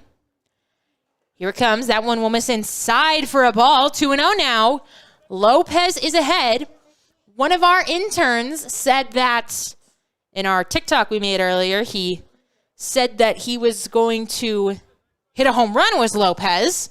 So we will see if that turns out to be true. As here comes the 2-0 offering. That one at the top of the zone for a strike. 2-1 the count. Lopez batting. 1 down here in the bottom of the 5th inning. Souris Valley 2, Horseheads 1. Callahan, the runner, out at first. He singled just moments ago. Well, he hit into a fielder's choice moments ago. As the throw goes over to check on him, it is not in time. There have been so many pickoff throws both tonight and last night by Souris Valley pitching. They have not picked anybody off yet, but they continue to throw over, trying to keep the run game in hand. As here comes a 2-1 offering. That one on the inside corner, really good pitch there. 2-2 the count to Lopez. If he reaches, Jake Baker will come to the plate, the DH who leads the team in average. So you got the right part of the lineup here to keep the line moving. Looking to put some more runs up on the board. Throw goes over to check on the runner again, and he is, you guessed it, back safely. Can we lighten it up? Absolutely. At the end of this half inning, I will jump up and fix the camera. 2-2 the count to Lopez.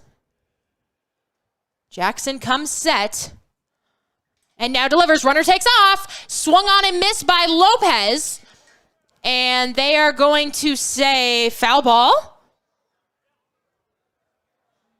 But hung on to by... Okay, so they're all confused down there. So they're going to say it was a foul ball. No, now they're going to get... please, make a call. Everybody's confused. If it's a foul ball, then the runner cannot be at second where he is right now.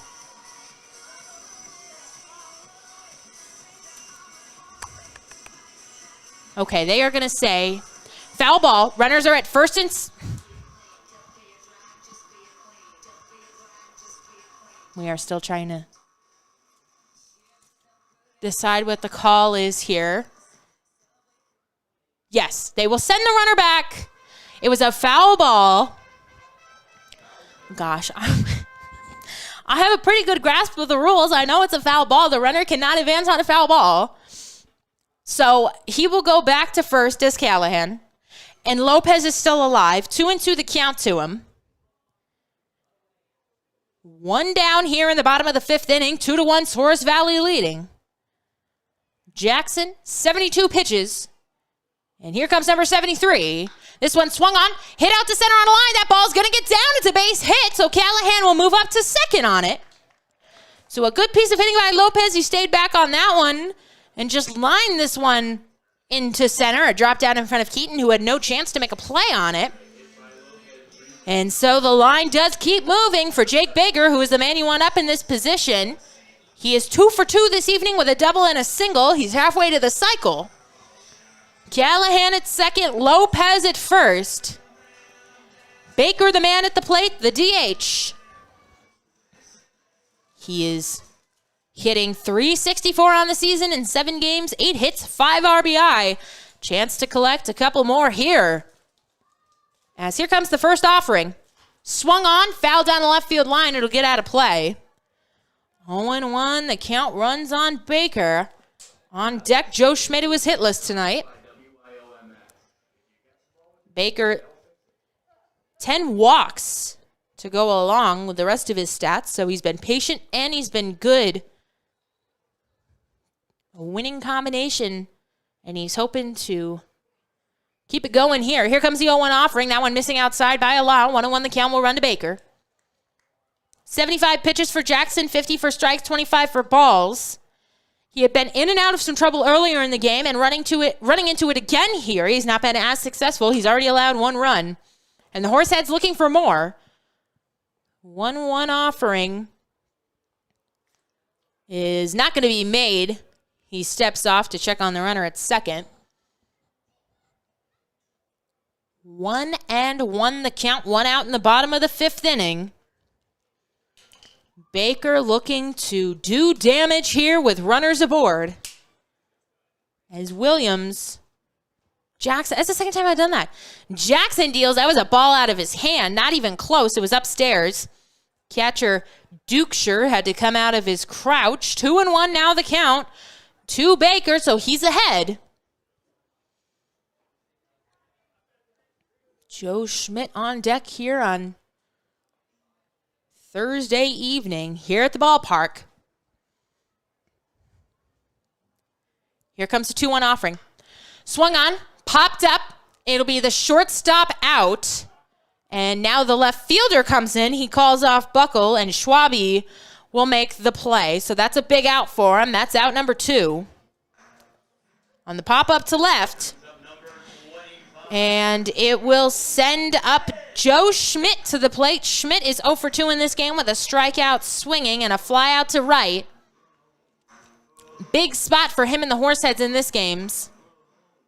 He's going to swap bats out here. Schmidt out of Washington, Missouri. 6'2", 225 pounds, hitting 200 on the season for the Horseheads thus far. In 4 games, he's got 3 hits, 4 RBI, and 3 strikeouts. His last game, he was 0 for 3 with a strikeout. He's got 1 more here tonight, but looking to tie this game up or even go ahead as he bats with men at first and second. That one will miss inside for a ball. 1-0, the count runs on him. 2-1, Souris Valley leads. Bottom of the fifth inning, 2 down. It is still not really cooled off all that much here in Casper. It is 80 degrees still this evening, even as the sun begins to set. Oh, 82 now, my phone says. As here comes the pitch. That one behind him. Oh, my goodness. The runner at second is he was leaning, but they will throw back and not get him. That one was thrown behind Schmidt. I mean, we have seen some wild pitches here this evening, but that takes it to another level. Dukeshire adjusted in time, and he caught the pitch before it got away from him. But 2-0 now the count to Schmidt. As Jackson will come set. Here comes the pitch. That one upstairs, so now 3-0. Joe Schmidt is ahead. If you were to reach, Landon Boyd would come to the plate, the third baseman here this evening. 3-0, 2 down, bottom of the fifth inning. Horseheads threatening, runners at first and second. Jackson 80 pitches, 51 for strikes, 29 balls. As he deals home now, this one gets away from the catcher, but it doesn't matter because it is ball 4 and everybody moves up. So for the second time this evening, the Horseheads have the bases loaded with 2 down. It'll be up to Landon Boyd to keep the line moving. Landon 0 for 2 with a strikeout swinging as well as a flyout. So another big spot for the Horseheads, who have already left 5 in this game. They have 1 run in already, as they're going to have a meeting on the mound here.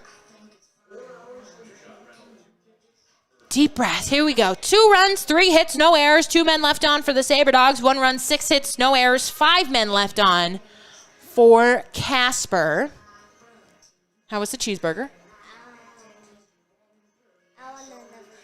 You want another one? There's still half of one sitting here. What are you talking about? You're going to have this one, little miss. There's no condiments on it, though. Boo, Chris. They are still... Oh, okay, I see.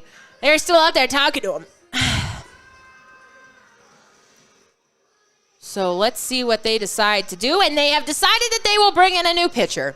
So we will go to the break. We will find out who that new pitcher is for the Saber Dogs. When we come back, don't go anywhere. Horseheads have the bases loaded, down by just 1. Your hometown's baseball team, the Casper Horseheads, is back in the saddle. Be there for the 2021 season. Don't miss a minute of Horseheads baseball this summer as the Horseheads prepare to take on the Souris Valley Saber Dogs this Tuesday, Wednesday, and Thursday. First pitch for all 3 games is 6:35 p.m. Mountain West time. Giveaways, great food, affordable family fun, and the best in collegiate baseball await you at Mike Lansing Field.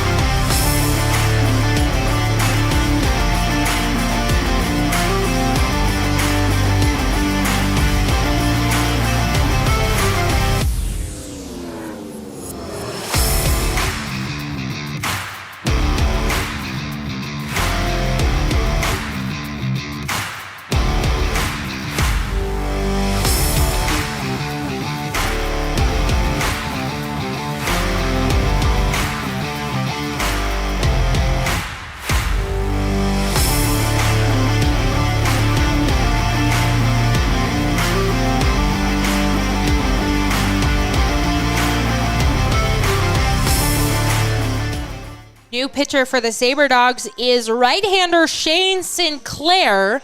So Matt Jackson's night is done. He leaves a mess behind for Sinclair to deal with. Bases are loaded. Ryan Callahan at third, Christian Lopez at second, and Joe Schmidt at first.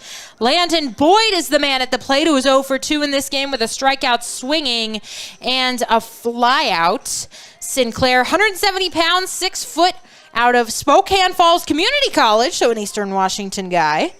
He is 1 for 1 on the season with the Saber Dogs with an ERA of 7.87.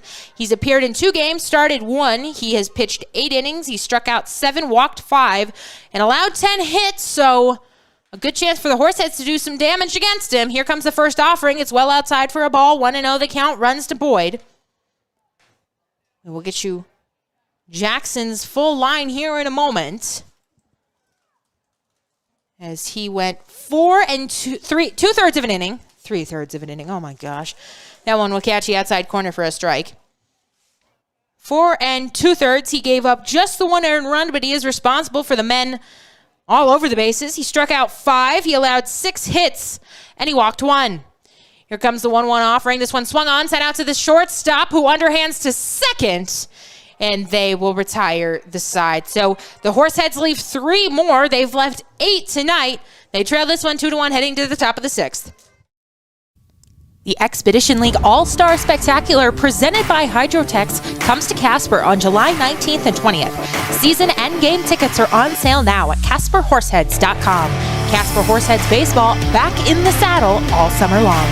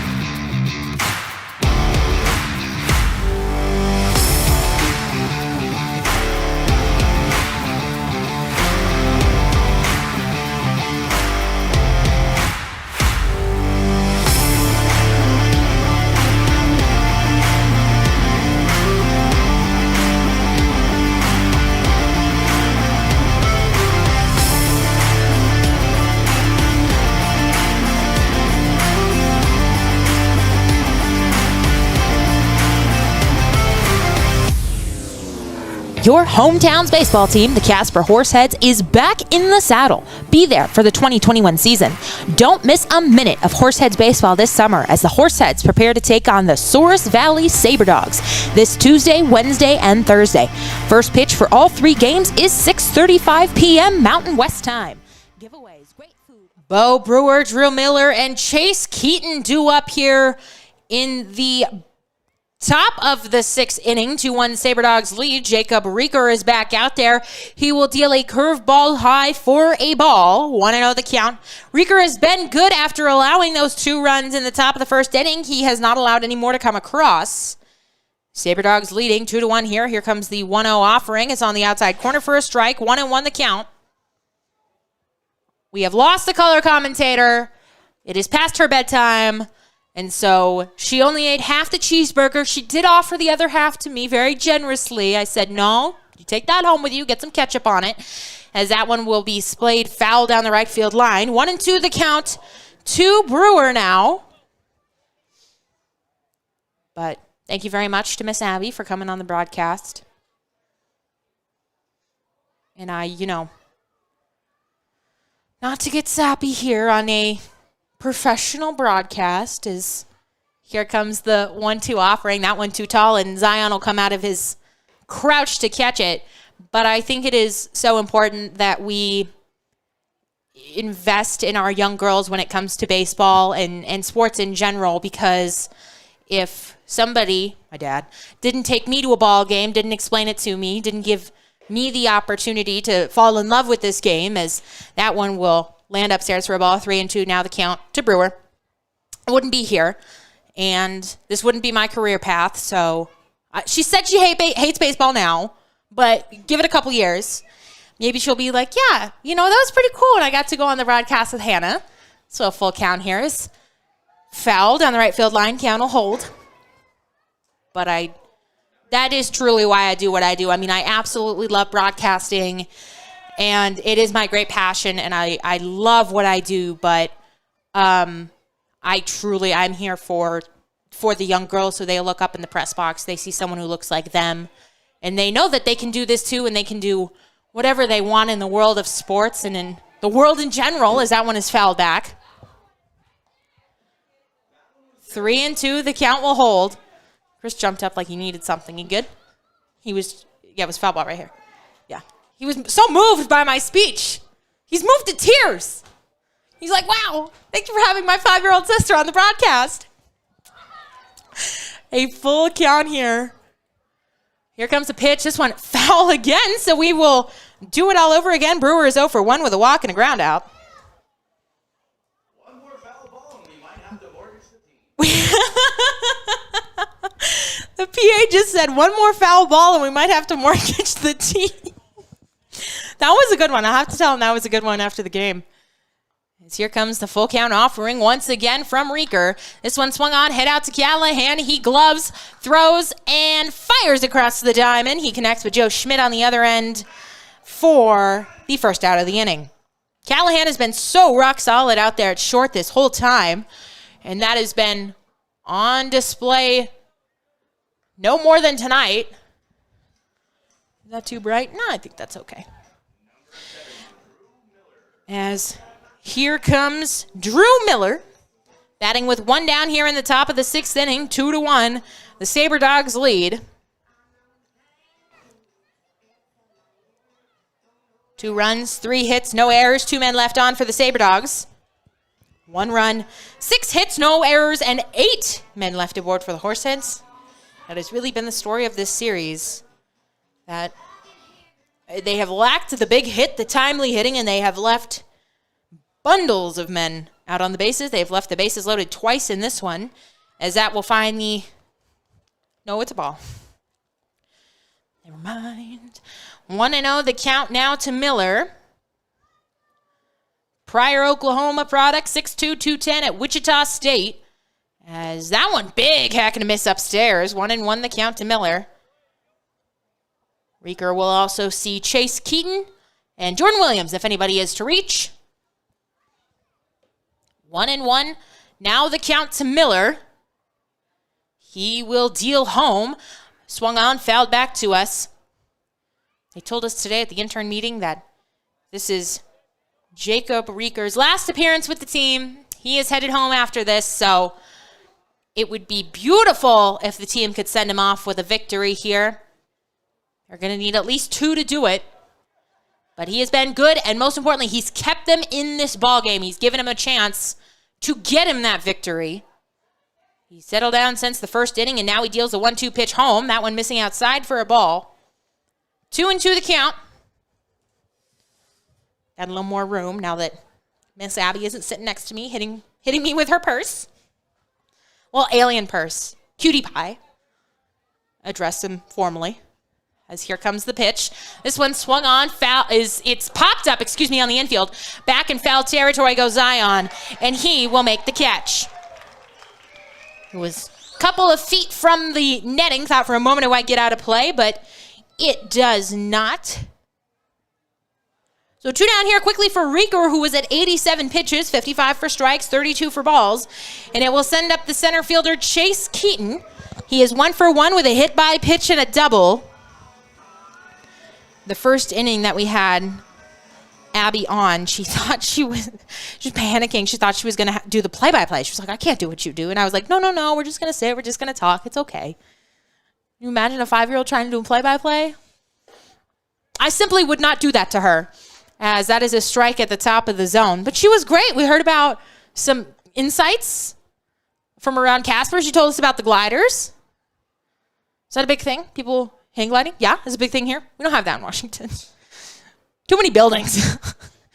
0-1 the count runs now to Keaton. Here comes the next offering. That one will miss upstairs for a ball. 1-1 the count. Now to Keaton, who is out of Valley Mills, Texas. 6'3", 195 pounds, Murray State College product. On the season, hitting .231 in 4 games, 5 runs, 3 hits, 2 RBIs, and 5 walks. That one bounced up there. Nice stop by Zion to keep it in front of him. It's hot. I have my hat on and my hair up in a ponytail, and I fixed my ponytail and I moved my hat around, and Abby was like, you look like a different person. Where'd you go? I'm right here. It's like Perry the Platypus when he puts his hat on, he takes it off. It's like, Hannah the broadcaster. Pitchful missed outside for a ball. Count runs to 3-1.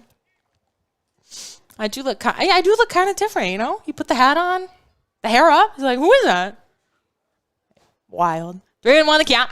This one shot up the middle. Callahan ranging to his left. He will throw across the diamond and make the play for out number 3. Another excellent inning by Jacob Rieker. He retires the side in order. We head to the home half of the 5th. Source Valley up 2-1.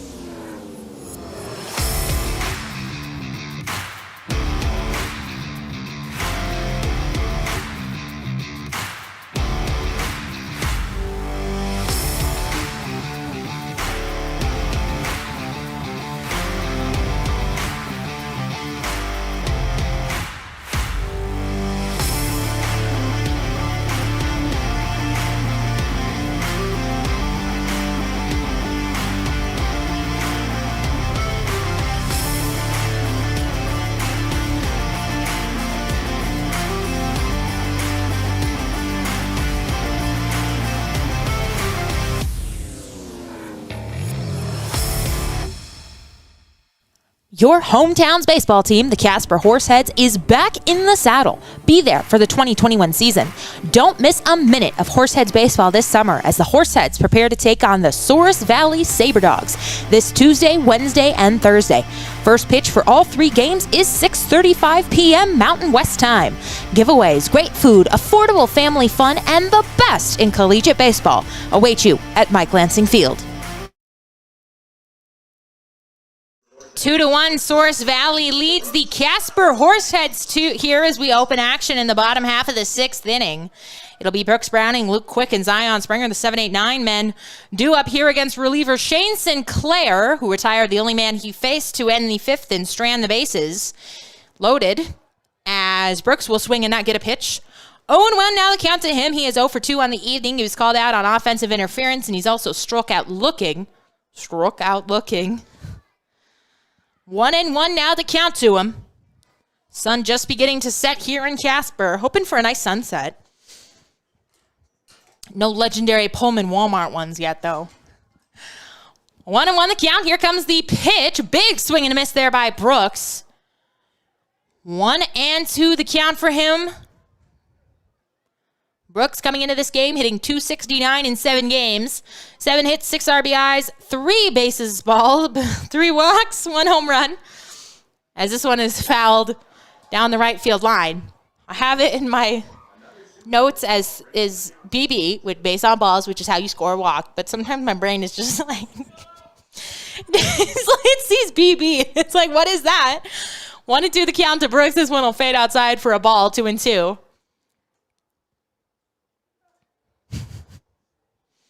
That's what you get with a Hannah Martin broadcast. Just gibberish sometimes. 3 buzz balls. 2-2 now the count to him. Here comes the offering. And that one is behind him again.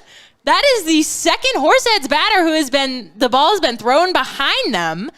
Brooks kind of takes a look out at Sinclair there. It is a ball. 3-2 now the count is full. Horseheads trail by just a run. Browning climbs back into the box. Here comes the offering. And strike 3 called. Brooks had already thrown the bat away. He was heading down to first. And another strikeout here. Another contested strikeout. They have been happening right and left here this evening, and they are hearing it from the crowd, are the umpires. So a strikeout looking. We'll have Browning down for the first out of the inning. And Luke Quick will come to the plate. 0 for 2 in this game as he sends his first offering through the right side for a base hit. Splits the infielders. And he is aboard with a base knock. That is his first hit of the evening. And it will send up Zion Springer, the catcher, who is 1 for 1 with a single, and he has been hit by a pitch. And the bugs have not come out yet, thankfully. It was a horror scene in here last night when they were all, maybe we just keep the lights off and they won't come up here.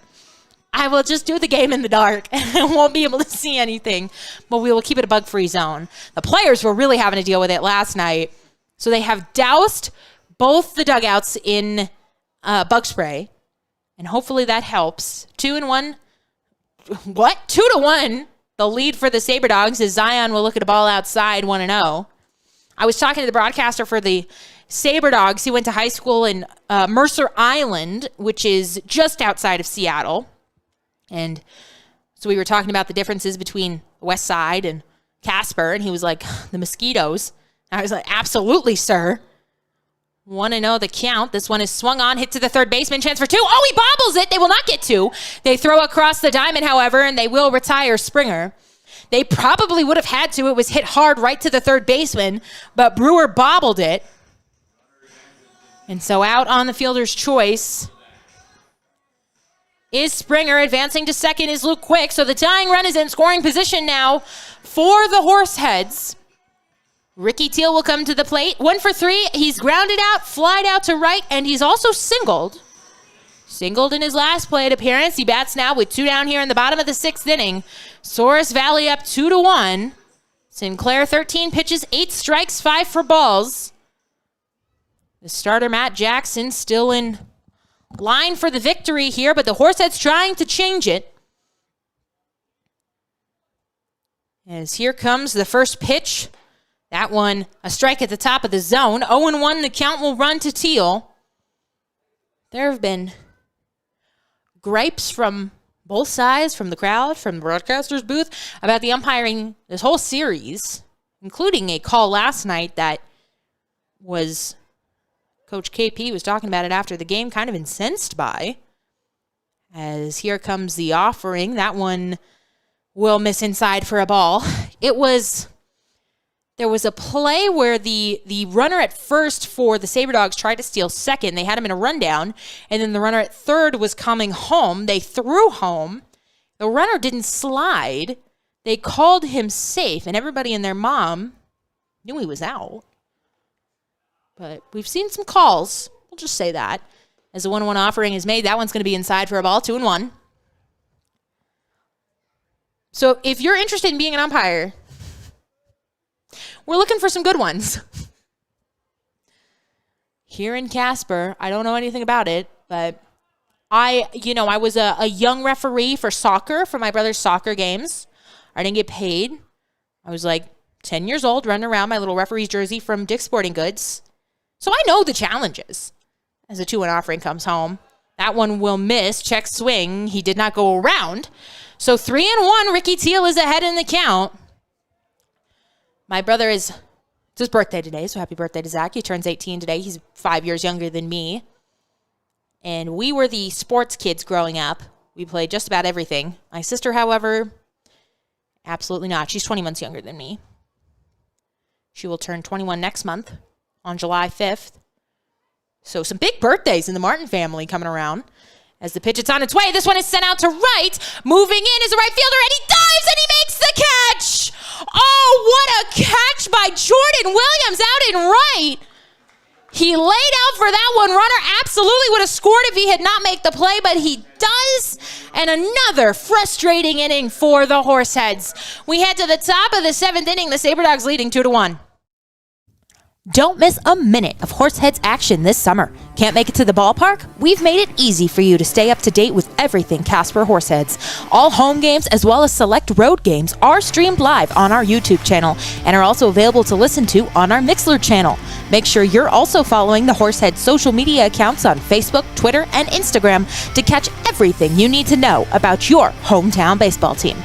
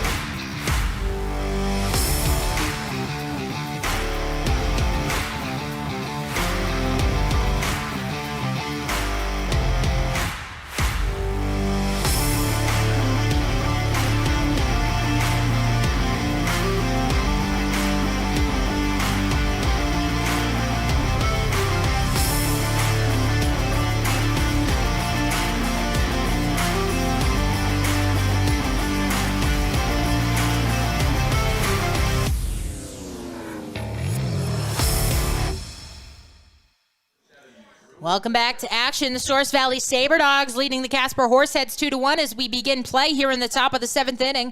Jacob Rieker back out there. He's at 92 pitches. He's about to deal number 93 home. Big curveball that misses upstairs to Jordan Williams, the man who ended last inning with a beautiful diving catch out and right. Oh, there's another glider out there. That's the third one we've seen tonight. The glider industry is popping here in Casper, let me tell you that. 1-0 now the count to Williams. That one will miss upstairs for a ball. Rieker, 94 pitches, 57 strikes, 37 balls. Williams is 1 for 2 in this game. He has tripled and struck out. And he is ahead in the count, 2-0 now. Rieker ready to deal home.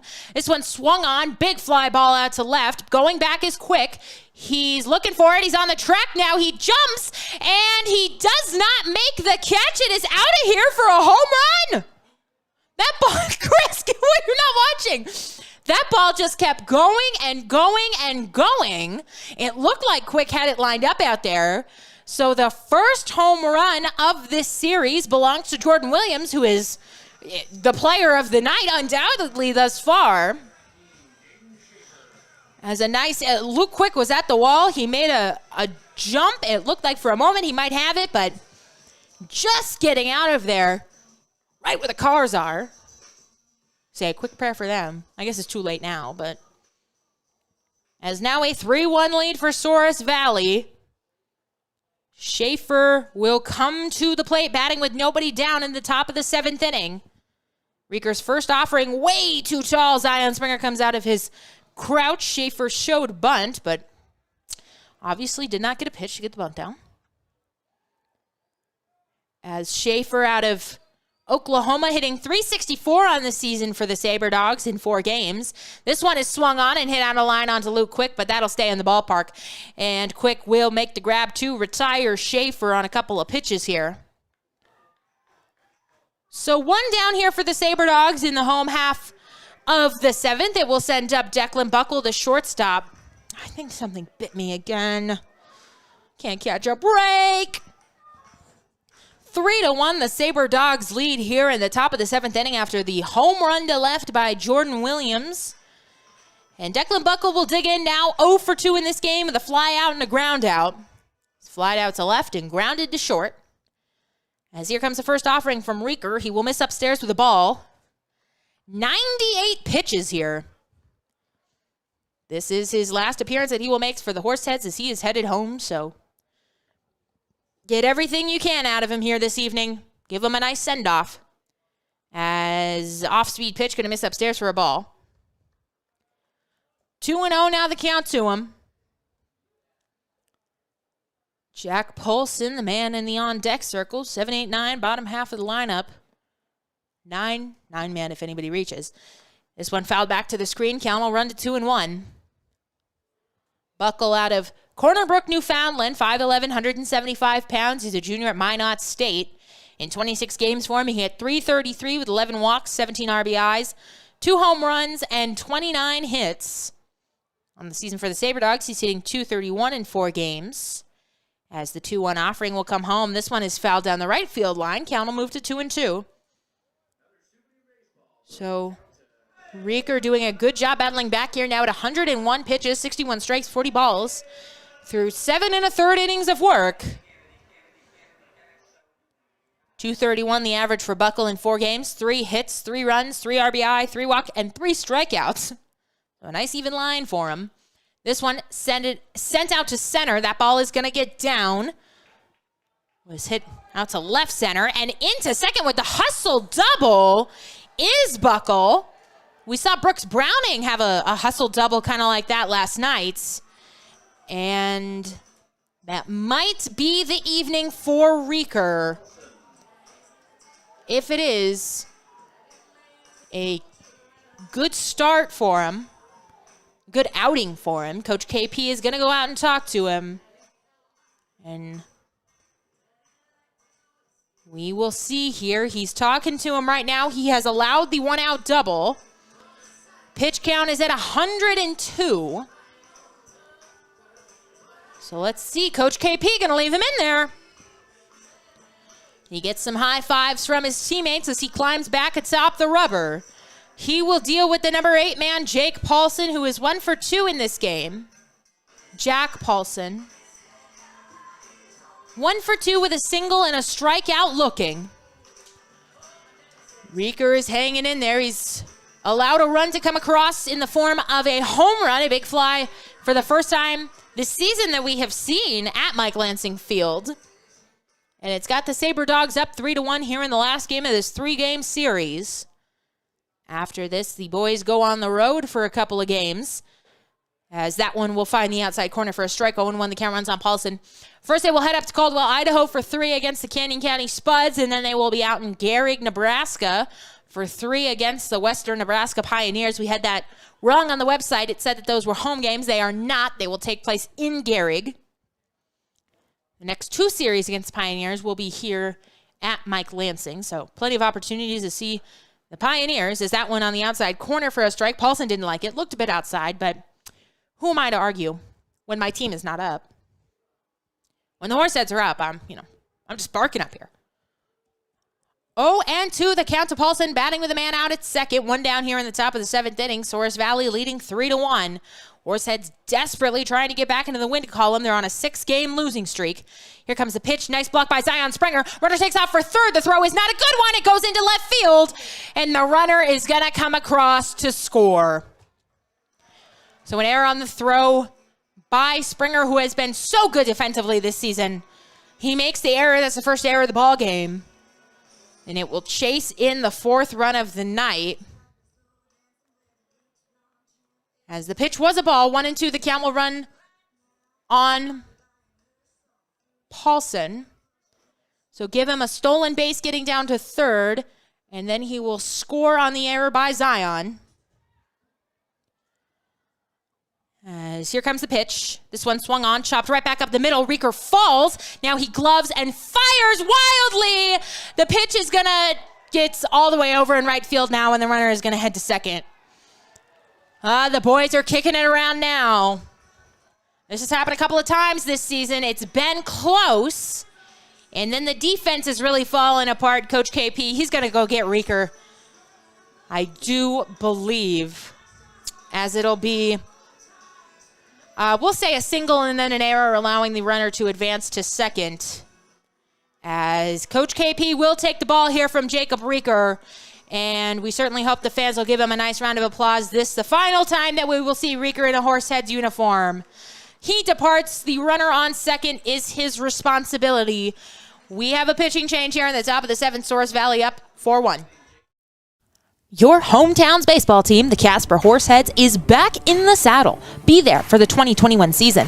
Don't miss a minute of Horseheads baseball this summer as the Horseheads prepare to take on the Souris Valley Saber Dogs this Tuesday, Wednesday, and Thursday.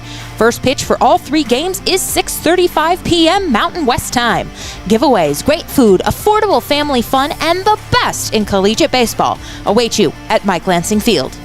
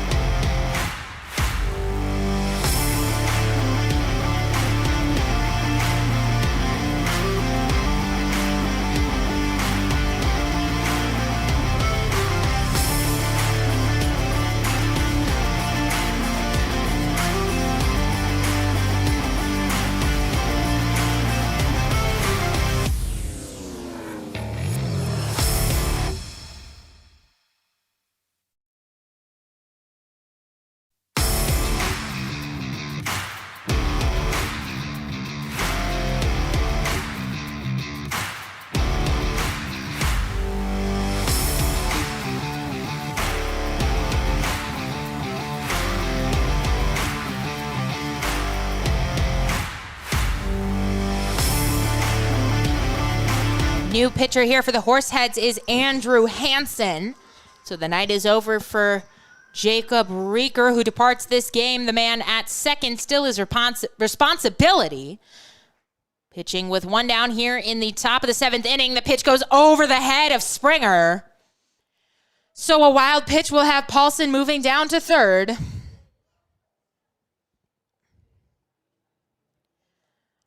One and 0 the count. Now to the batter, it is Trenton Dukeshire, who is 0 for 2 in this game with a couple of ground outs. Stay classy, Casper. Yes. Okay, we're trying our best, besties. Dukeshire 1-0 the count to him, batting now with a runner at third. This one is fouled on the right field line. Count will go to 1-1. 4 runs in for Souris Valley. They got 2 in the first and now 2 here in the 7th. 4 runs, 6 hits, no errors, 2 men left on for the Saber Dogs. Almost said Saber Cats again. That's not it. The Horseheads, 1 run in the 5th, and that is all. 1 run, 7 hits, 2 errors, 9 men left on base. Top of the 7th inning. 1 down here, 1-1 the count to Dukeshire. This one hit through the left side for a base hit, and that'll chase in another run. The infield was in, but even if they were back in the normal defensive position, that was hit so hard and perfectly placed, I don't think they would have had a shot on it. So, 5-1 now the Saber Dogs lead. As Dukeshire is aboard and the lineup will turn over once more. Caden Schwabe, the leadoff man, will come to the plate. 0 for 3 with 3 flyouts in this one. 2 flyouts to center and 1 to left. As that one, it'll get away from the catcher. And the runner will move up to second. It's a ball. Wild pitch or pass ball? We will say wild pitch. It doesn't matter because I'm not keeping the official book. 1-0 now the count to Schwabe. Hansen just into this game. And the ball gets away from Springer again. So all sorts of problems here for the Horseheads. And Springer is going to go out to talk to Hansen. They are just not on the same page at all. Down to third goes Dukeshire. So once again, the Saber Dogs have a runner in scoring position with Caden Schwabe at the plate, the leadoff man. All 3 games of this set out of Thompson, North Dakota, hitting .387, coming into this one in 7 games. Hansen, the 6-foot, 160-pound right-hander, deals a 2-0 home. This one chopped to the third baseman, Boyd, who is going to come home with it. Throw is not a great one, and the runner just goes back to third. Because there was nobody at second, so it was not a forced play. So everybody is safe. We'll see, and the runner takes second because nobody was looking. And does Boyd still have the ball? No, it wasn't whistled dead. So they're gonna see. They're gonna see here. They're gonna see if they're gonna send it back to first. They will not. So that will be. They still haven't scored it yet up on the big board. Boyd threw home, and the runner simply went back to third. It will be. They're still deciding how to score it. Whatever it is, there are runners at second and third now for the Saber Dogs. The wheels really coming off the bus here for boys in the top of the 7th. Here comes the pitch. This one is swung on, lined up the middle for a base hit. Nobody is there. 1 run will come around to score. 2 runs will come around to score. And it is now a 7-1 ball game. We'll give them a base hit on that one because the scorers still haven't made up their mind. So both runners come around to score on the base hit. That one was an easy scoring decision. A 2 RBI base hit up the middle by Brewer, who I didn't even get to announce. He hit that one so quickly. This one also hit quickly and under the glove of Joe Schmidt and into right. Drew Miller with an error. And that one, runner is going to get to third on that one. They held it up over in right field. The throw came into second. They will throw out the runner, Miller. So an error will have that one into right field.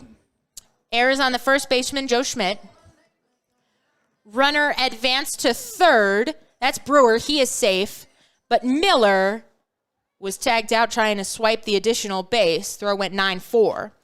So there are 2 outs here in the top of the 7th inning. Souris Valley leading 7-1. They do have a man at third for the man at the plate, Chase Keaton, who will look at a strike. He doesn't like that one. He's still barking. He steps out. Everybody's yelling. It is a 7-1 game, fellas. The third base coach, he's going to come in. He's going to talk with Who's going to talk with? He's going to talk with the batter. He's going to try and calm him down. He's patting him on the back here. This is a new one. So, everybody going to take a deep breath. We're going to come back. 7-1. Saber Dogs leading. Top of the 7th inning, 2 down. Runner aboard at third. Count is 0-1 to Keaton, who got very angry on that call. Here comes the pitch. That one blocked at the plate by Springer. It's going up the line. Runner comes home, and they will tag him. Oh, safe! Oh, my gosh! Oh, my gosh, they clearly tagged him! Oh, my gosh! My word. I don't know anymore. I don't know. They clearly tagged him. Coach KP is irate, and he has been tossed, as he should be. The umpiring here tonight has been something else, and that call, that's inexcusable. That is absolutely inexcusable. They had him at home. He was dead to rights, and you know what? I am just as mad as Coach KP. Yep, he's getting his money's worth, as he should. That call, I've been watching baseball a long time. I know it's the Expedition League, but my goodness. Chris, I'm speechless.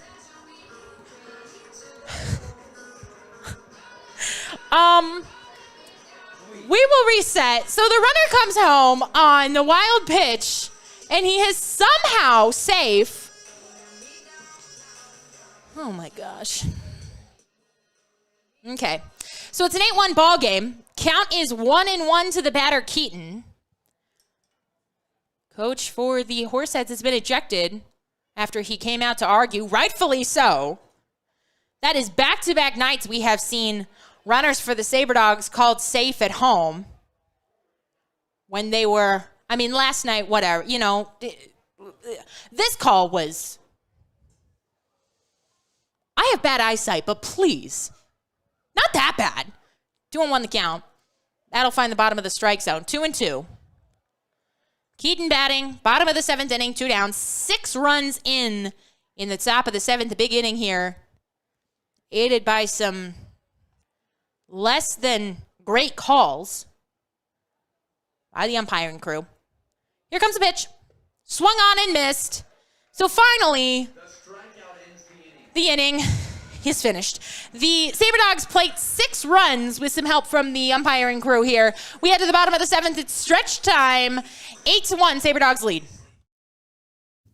Don't miss a minute of Horseheads action this summer. Can't make it to the ballpark? We've made it easy for you to stay up to date with everything Casper Horseheads. All home games as well as select road games are streamed live on our YouTube channel and are also available to listen to on our Mixlr channel. Make sure you're also following the Horseheads social media accounts on Facebook, Twitter, and Instagram to catch everything you need to know about your hometown baseball team.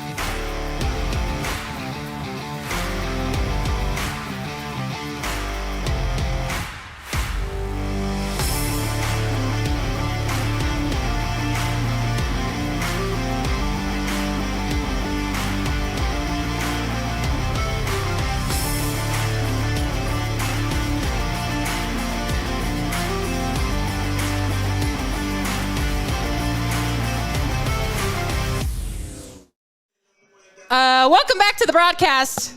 I have tried to collect my brain cells off of the floor after that last inning. We'll see if I have been successful. Bottom of the 7th inning, Souris Valley leading 8-1 over the Horseheads. It'll be the 2, 3, and 4 men due up here for Casper. Ryan Callahan, Christian Lopez, and Jake Baker. After a mess of a top of the 7th, as that one will miss up top for a ball. 1-0 the count runs. To Callahan, who was 0 for 2 in this game. He's grounded out. He's been hit by a pitch, and he has reached on a fielder's choice. We apologize for the camera brightness. That is as bright as we are going to get it tonight, fellas. As 1-1 the count runs. Our PA, Broderick, it was also his birthday today. So happy birthday, Broderick. Chris went out to get some fresh air, and everybody thought he was Broderick. And they all gave him a round of applause as ball 2 is dealt outside, 2-1 the count. 8 runs, 9 hits, no errors, 2 men left on for the Saber Dogs. 1 run, 7 hits, 3 errors, and 9 men left on for the Horseheads. As the pitch will miss outside, so the count runs 3-1 to Callahan. But you know what? You are not in this league. You are not out of it until the 3rd out of the bottom of the 9th. So Horseheads need base runners here, and they've got one as ball 4 will be dealt home to Ryan Callahan. If you missed the top of the 7th, you are probably better off for it. The Horseheads defense kind of dissipated, and then they were not helped by what was clearly a runner out at home, called safe by the umpiring crew here, who has been less than stellar, we'll just say that. As Christian Lopez will come to the plate, 2 for 3 with 2 singles and a strikeout looking in this one. Home plate umpire had been hearing it all evening from both benches on the strike calls. As this one is sent out to the shortstop, nice backhand stop. They throw to second for 1 and over to first for 2 to complete the double play. It was an excellent backhanded stop by Declan Buckle and a strong throw to second. We'll have Jake Baker coming out with the bases empty now. 6-4-3. Go the Horseheads on the double play. Baker is 2 for 3 in this game with a double, a single, and a flyout. He has doubled to right, singled to right, and then flied out to left. 2 outs here for Baker, batting in the bottom of the 7th with nobody on base. As here comes the pitch. That one will miss outside. There's a big, all of us broadcasters have a chat on Twitter, and so we're always talking about games or things we see or that sort of broadcasting stuff. You know, want to know the count, here it comes. That one will find the strike zone, 1-1. And the guy for the Pierre Trappers let us know that one time, I think it was last season, all of the coaching staff had gotten ejected, and so the interns had to manage. Is that when we miss inside for a ball? So, Chris, are you ready to take over play-by-play if I have to run down there and manage? Probably be the baseball ops guys. Or maybe Chris, Big Chris. I'd pay good money to see Big Chris go out there and coach this game. As that one will miss outside for a ball. 3-1 now the count to Baker. Connor, I feel like, would have the clipboard, and he'd be, him and Manny would be sitting there going down the list, very methodical. Chris just off the cuff completely. That one will miss upstairs for ball 4, so the second walk of the inning will have Jake Baker aboard, and it will send up Joe Schmidt, who is 0 for 2 in this game with a strikeout swinging, a fly out, and a walk. Haley would be very nice. She would not have anything mean to say to anybody at any given time. She would not argue any calls. Michelle, similarly. Michelle knows nothing about baseball.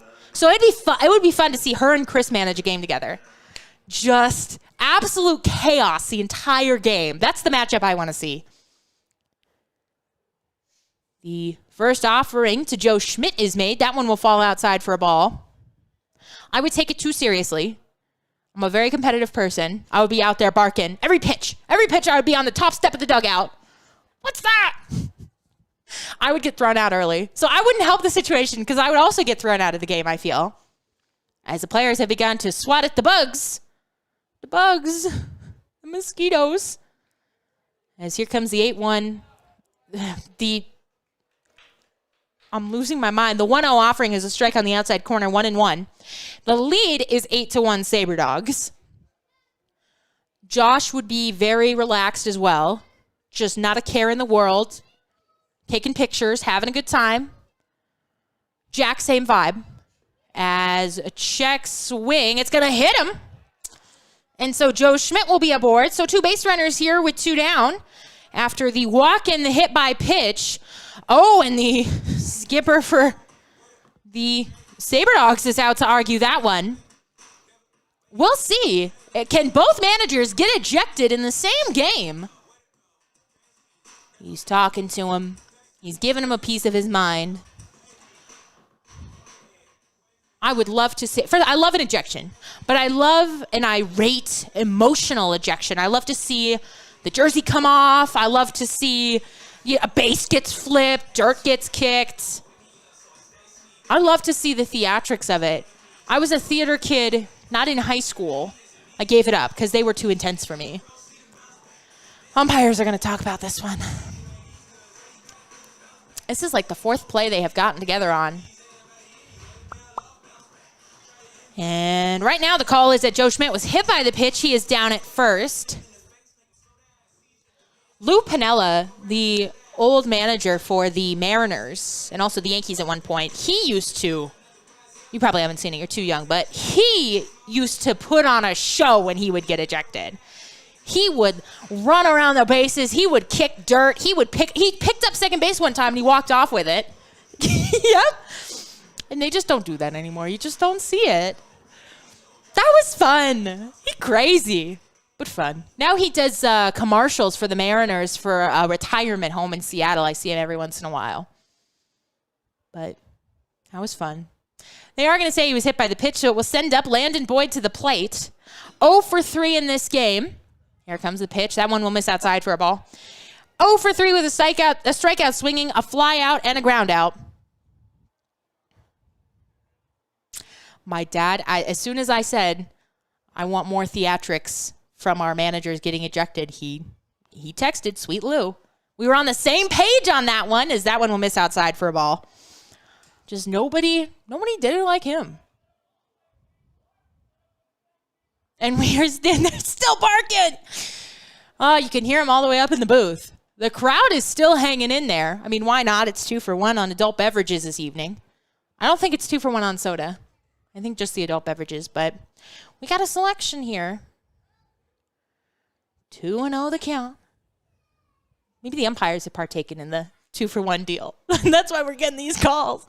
As that one will catch the bottom of the zone for a strike 2-1. I hope the 17-year-old has not been. Man. 2-1 the count to Boyd. Just about 9 o'clock here local time. Annoying. See ya. Okay. I don't know if I'm the annoying one or if the umpires are annoying. As that one will miss downstairs for a ball. 3-1. This game, 8-1 the lead. 2 runs for the Saber Dogs in the first, 6 in the 7th. Horseheads with just 1 run, that in the bottom of the 5th, as here comes a 3-1 offering. This one is fouled back. But a chance to get back into it here. Runners at second and first for Landon Boyd, who is 0 for 3 in this game, but he's got a full count offering. Sinclair, the pitcher, 37 pitches, 16 for strikes, 21 for balls. The starter for the Saber Dogs, Jackson, in line for the win. But not if the Horseheads have anything to say about it here or late. Here comes the pitch. Runners are in motion. Doesn't matter because it is ball 4. So a walk, a hit batsman, and another walk will have the bases loaded for the Horseheads for the 3rd time here this evening. And it will send up Brooks Browning, who is the only Horseheads batter with a home run this season, and it was a grand slam. So perhaps history will repeat itself here. In an 8-1 ball game, Horseheads need all the help they can get. Brooks 0 for 3. He was called out on offensive interference, and then he is struck out looking twice. He looks at ball 1 inside.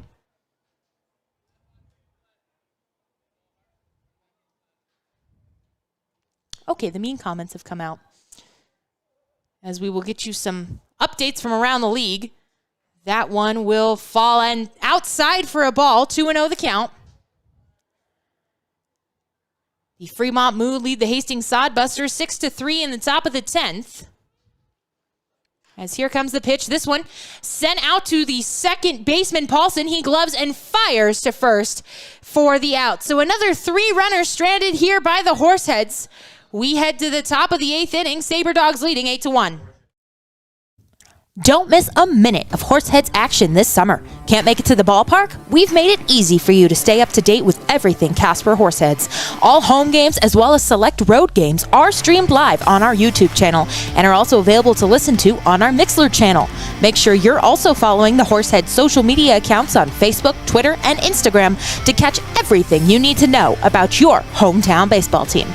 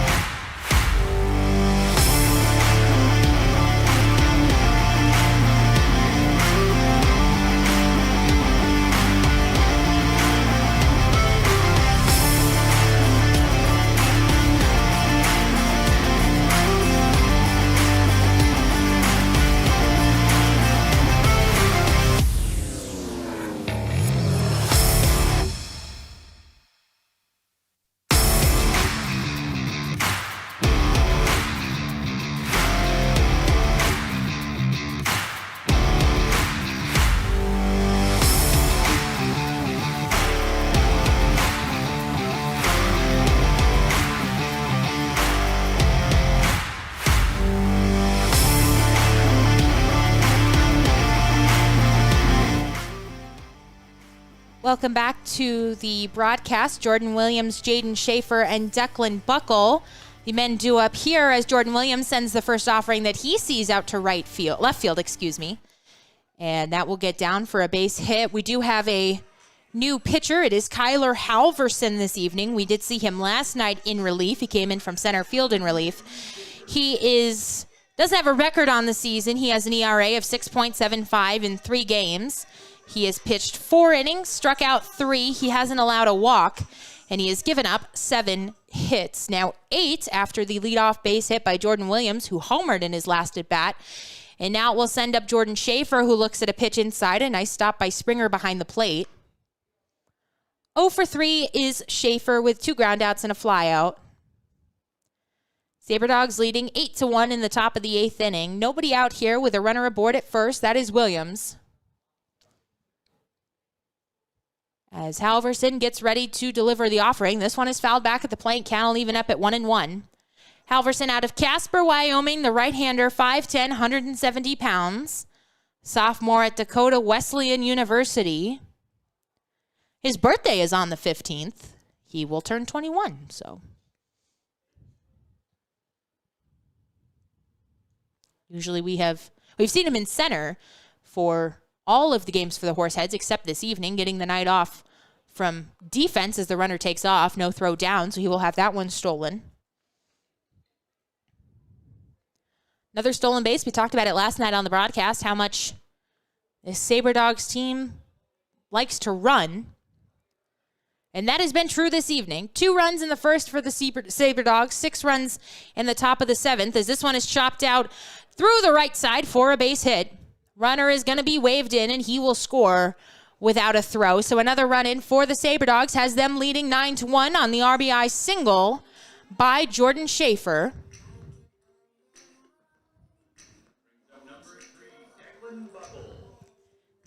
And so Declan Buckle will come to the plate, 1 for 3 with a fly out to right, a ground out, and then a double to left. Halverson, just 4 pitches, 3 strikes, 1 ball. He has already allowed a runner to come in and score. 9 runs, 11 hits, no errors, 2 men left on for the Saber Dogs. 1 run, 7 hits, 3 errors, and 12 men left on for the Horseheads as this one misses outside for a ball. Wheels really came off in the top of the 7th for the Horseheads. defensive errors, wild pitches, pass balls. As that one will miss downstairs, it gets by Zion, and the runner will take second. So another base runner in scoring position for the Saber Dogs.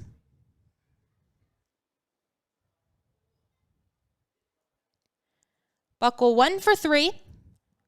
2-0 count to him now as he bats with a man in scoring position. This one sent foul down the left field line. Count will run to 2-1. It'll be Jack Paulson up next. Then if anybody reaches, Trent Dukeshire.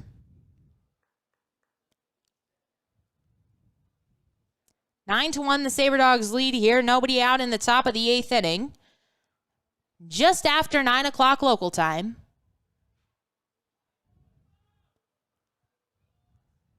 As Halverson checks the runner back at second, now delivers.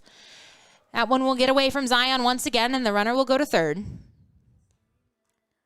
So the Saber Dogs all over the bases here this evening. As Schaefer will move down to third, and Buckle now batting with a 3-1 count. Pitch went for a ball here.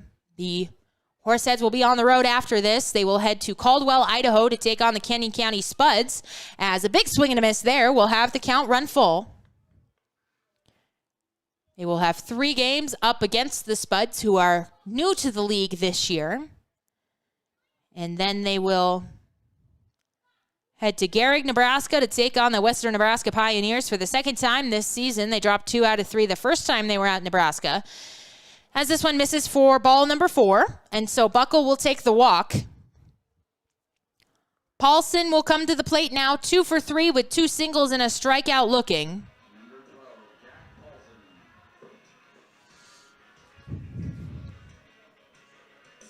Paulson, the 8th man for the Saber Dogs.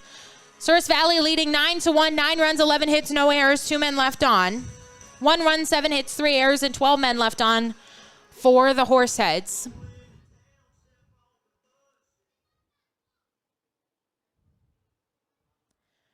Runners at first and third. Buckle at first. Schaefer at third. Runner will take off. Nobody covering, so he will move down to second.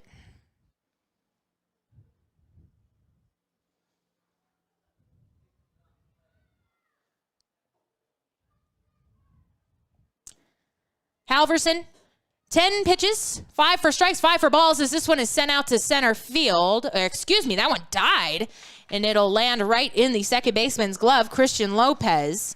For the first out of the inning, so the runners are unable to move up. On the pop to second. And it will send up Trenton Dukeshire. He is 1 for 3 in this game with 2 groundouts and a single. 2 groundouts to 1 to short, 1 to third, and then the single went to left.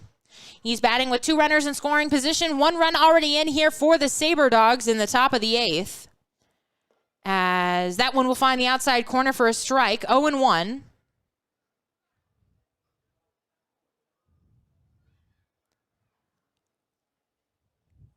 Dukeshire, the catcher here this evening. As he sends this one through the left side for a base hit. 1 run is in. They will send the second runner as well. He will come across to score. Throw goes into second. So with the RBI base knock is Trenton Dukeshire. 2 more runs come in to score on that one. And it will have the Saber Dogs up 11-1 here in the top of the 8th inning. Just 1 down for Caden Schwabe, who is 1 for 4 with 3 flyouts and a single. Halverson, 13 pitches, 8 strikes, 5 for balls. Due up for the Horseheads in the bottom half of the 8th will be Luke Quick, Zion Springer, and Ricky Teal. 11 runs on 12 hits, no errors, 2 men left on for the Saber Dogs. As a strike is dealt home to Schwabe right down the heart of the plate. 0-1, the count runs to him. 1 run, 7 hits, 3 errors, 12 men left on for the Horseheads, and that has really been the story of this 3-game set. Just the Horseheads leaving bundles and bundles of batters out on the bases. As that one will miss inside for a ball. 1-1 the count. Now to Schwabe, who's in left field. We have seen him in the leadoff spot all 3 games of this series. Schwabe hitting .387 coming into this one in 7 games. 12 hits, 15 runs, 4 RBI, 8 walks, 6 strikeouts, and 10 stolen bases. That one will miss well outside. Zion will have to come out of his crouch. 2-1. Runner aboard at first for Schwabe. 11-1. The Saber Dogs lead this one. As here comes the pitch. It is well inside for a ball. 3-1 now the count. On the hook for the loss is the starter, Jacob Rieker, who went 6 1/3 innings. He allowed 5 earned runs. He struck out 3, allowed 6 hits, and walked 1. And what will be his final appearance for the Horseheads on the season. As here comes the pitch. It's fouled back to the screen. 3-2 the count, runs on Schwabe.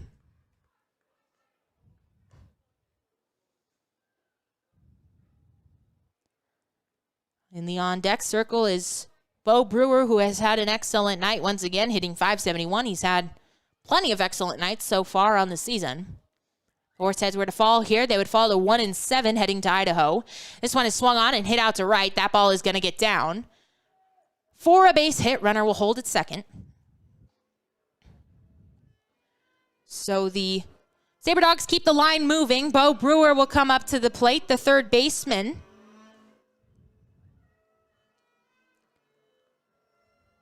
Duke Schur, the runner at second. Schwabe, the runner at first. Bo Brewer is the man at the plate. He is 1 for 3 with a walk, a couple of ground outs, and a single in this one, and he has a chance to do even more damage. 3 runs already in for the Saber Dogs after they put up 6 in the previous frame. Here comes the pitch. That one missing outside. A nice block by Zion. Halverson, 20 pitches, 11 for strikes, 9 for balls. 3 runs already charged to him. They were all earned. Runner at second is Duke Schur. Runner at first is Schwabe. As this one is popped up, that one is going to fade foul and out of play. Count will even up at 1-1. 11-1, the Saber Dogs lead here. Horseheads on a 6-game losing streak. And unless they work some real magic in the next 2 innings, they will fall to 1-7. After the only victory, the opening night victory out in Gehrig, as check swinging went around. So 1-2, the count, runs on Brewer, who is leading the league in average coming into this one at .571 in 7 games, 16 hits, 14 runs, 5 RBI. 7 walks, no home runs, and 1 strikeout. 1-2 the count. That one bounced up there. A nice stop by Zion once again. 2-2. He has been busy back there tonight. A lot of traffic on the bases, a lot of moving traffic on the bases as well. As the Saber Dogs have not wasted opportunities, they've only left 2 men out there. 2-2, now the count to Brewer. Here comes the pitch. This one is fouled down the right field line. 2-2, the count to Brewer. Halverson has thrown 24 pitches now coming into this game. He got the night off in center, but now we see him in relief atop the mound. Top of the 8th, 1 out, 11-1, Souris Valley leads. This one also fouled back, so the at-bat will continue. Brewer being pesky here as the umpire calls for more baseballs. A lot of foul balls here by Brewer, prolonging this at-bat. Game coming up on 2 hours and 45 minutes. It is hit the 2 hour and 45 minutes exactly, 9:15 here local time. As here comes the pitch. That one is swung on, sent to the third baseman, Boyd, who mishandles it, and that ball will head into left field. Runner will hold at third. We'll see how they score that. It was a hot shot. Boyd went to the backhand and was just unable to make the play. And they will call it an error. So an error on Boyd, the third baseman, will have the bases loaded for the Saber Dogs. Duke Schur at third, Schwabe at second, Brewer at first, and it will send up Drew Miller, who is 0 for 4 with a flyout, a strikeout swinging, another flyout, and he's also reached via an error. The Horseheads have committed 4 of them in this game.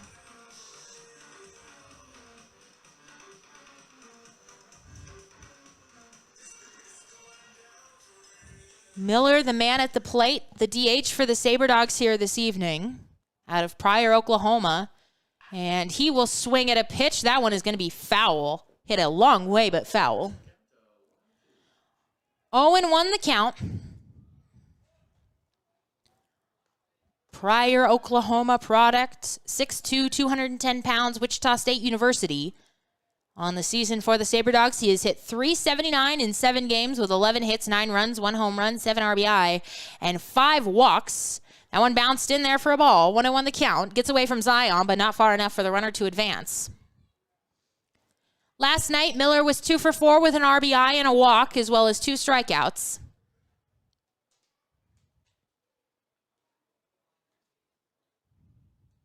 As here comes the pitch. This one swung on, hit out to right. That ball is going to get down. 1 run is in. And here comes another one. The throw trickles into first.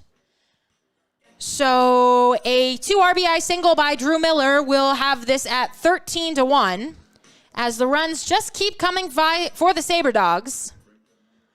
Runner will move up to second. That's Brewer. And Chase Keaton will come to the plate now, batting with just 1 down here in the top of the 8th inning. And it seems they're just going to leave Kyler Halverson out there. Brewer at second, Miller at first. Keaton 1 for 3 in this game. He's been hit by a pitch. He has also doubled, grounded out, and struck out swinging, as he will look at a ball outside. 30 pitches for Halverson, 18 strikes, 12 for balls. Jordan Williams, the next man up. Double play depth is the infield. This one swung on and fouled to the left side, 1-1.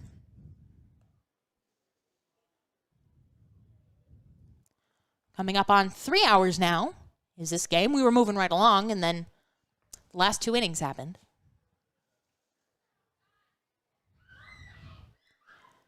Runners at first and second for Keaton in what is a 13-1 ball game now. It was close for a while, 2-1, excuse me, as that one will miss outside. 2-1 the count. Saber Dogs got 2 in the first, and then the Horseheads got 1 in the 5th.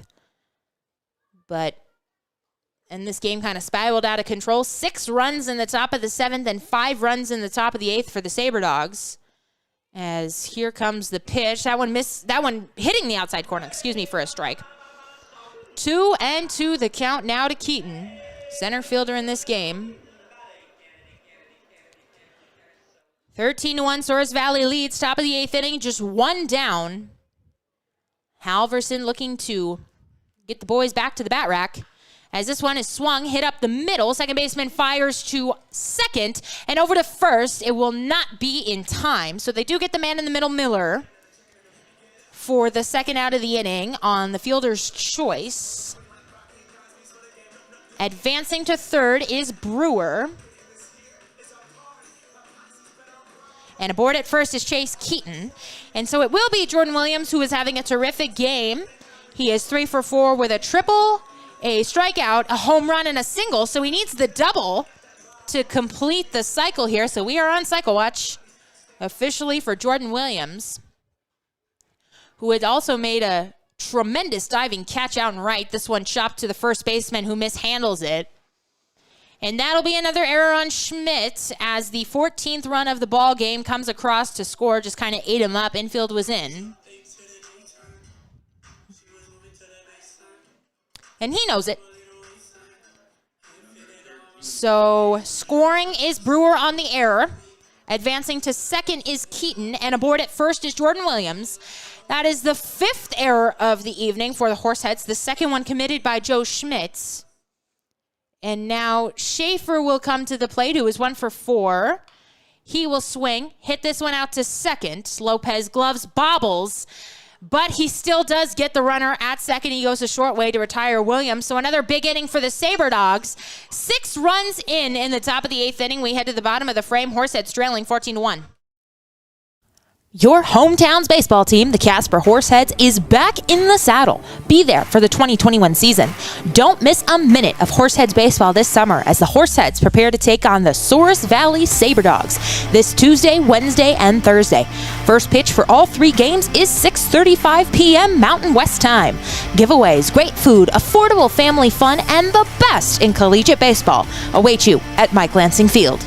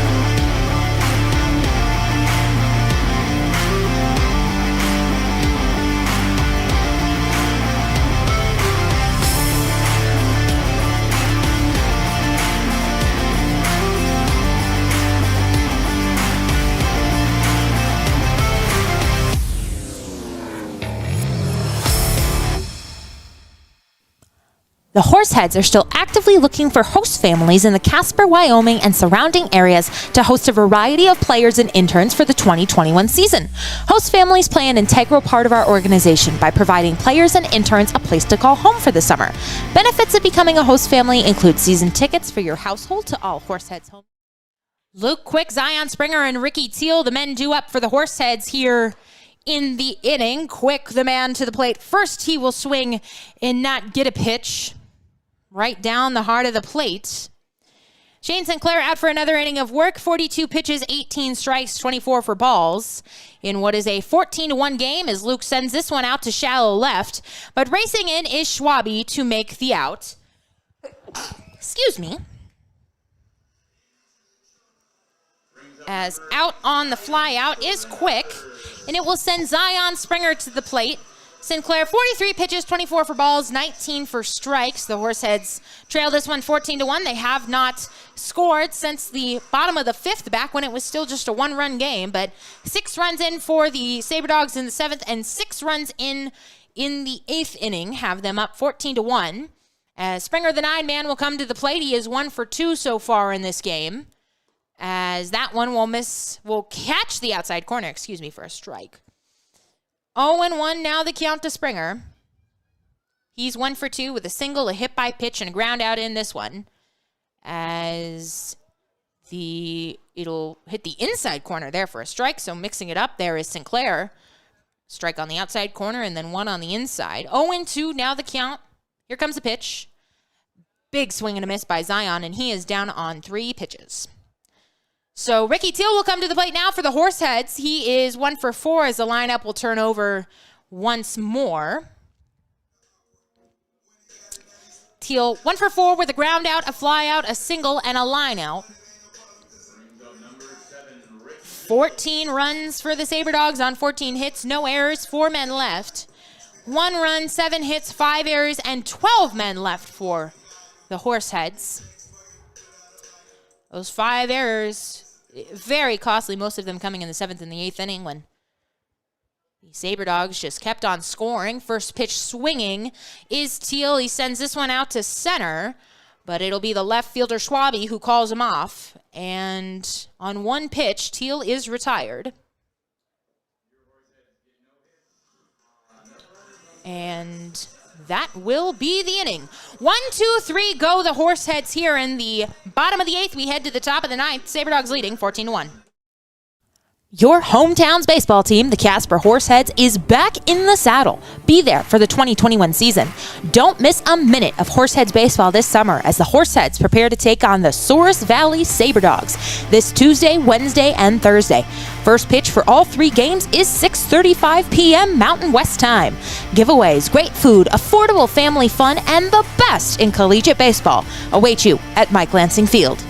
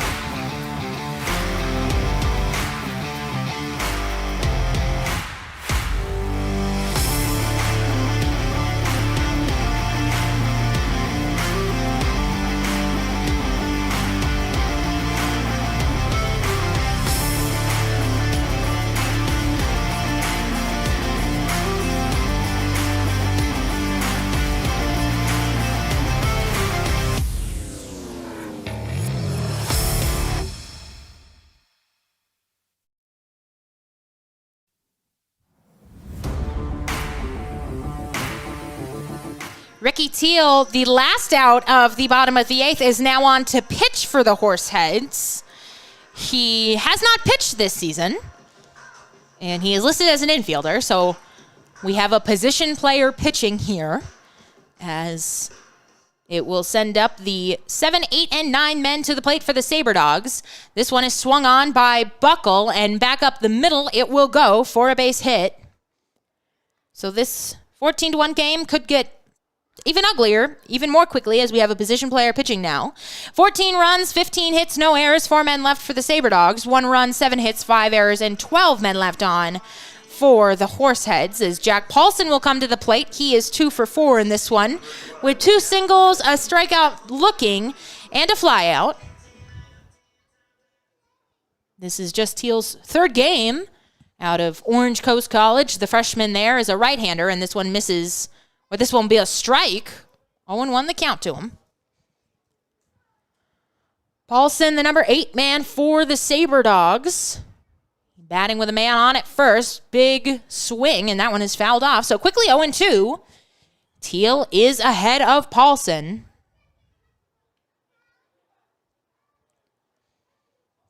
Paulson out of Delano, Minnesota. Hitting .083 coming into this one. As here comes the pitch, swung on, lined out to left, over is the left fielder, and he will drop the ball. It looked like it was in his glove. It was hit really hard out there as the runners will advance to second and third. We'll see how they score this. And they will give him an error. So that is the 6th error of the game for the Horseheads. It has man aboard at second and third, and Trenton Dukeshire will come to the plate.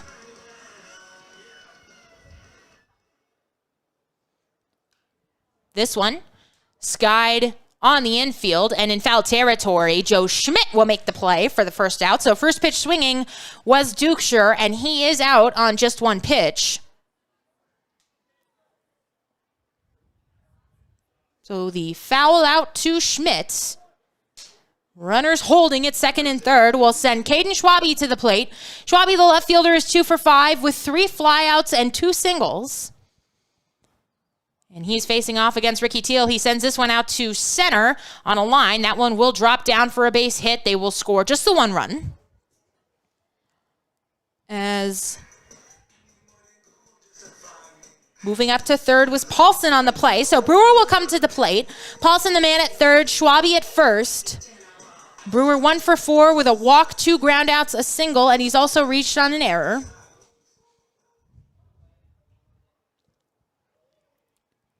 15-1 the score here. That one sent out to center on a line. It's going to get down. Another run will come in to score. 16-1 now the score. And you kind of had a feeling this is where it was going to go with the position player coming in. Schwabe will move up to second, and Drew Miller will come to the plate. One down here in the top of the ninth. 16-1 the Saber Dogs lead. 16 runs, 17 hits, no errors, 4 men left on. 1 run, 7 hits, 6 errors, and 12 men left on for the Horseheads as the first pitch is a ball down in the dirt. Zion Springer, been busy back there. A nice stop by him. Miller 1 for 5, 2 flyouts, a strikeout swinging. He's reached on an error. He's also singled. This one sent out to deep right field. That ball will get down. And 1 run will come home to score on the RBI double by Drew Miller. So the line keeps on moving.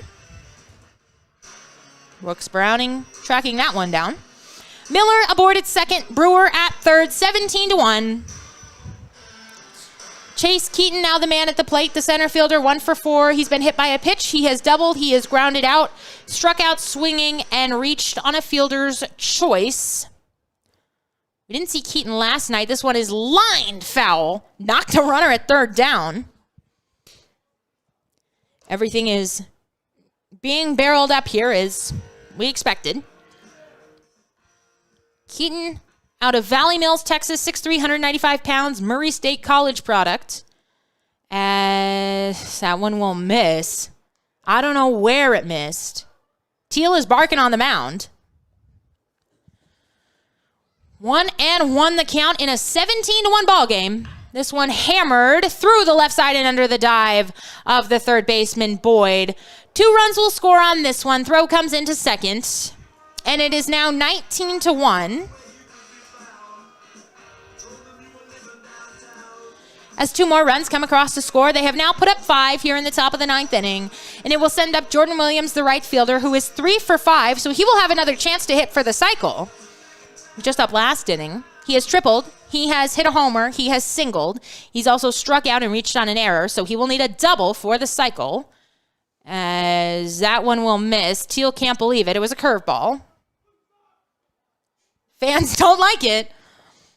And it's a 19-1 game. I feel anything close should be a strike at this point. That one was not close. Well out of the zone for a ball, 2-0.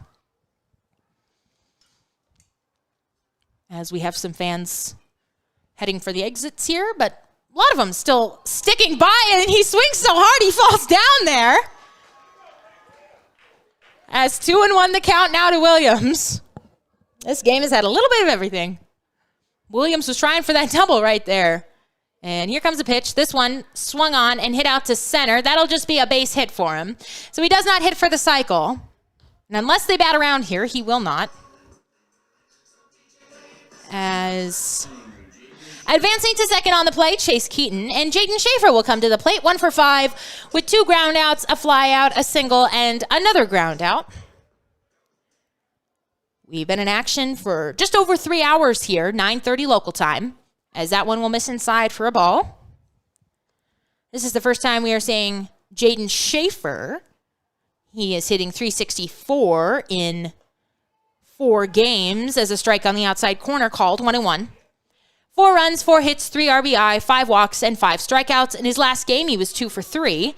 As this one is shot up the middle, backhanded by the second baseman, over to second for... He dropped it.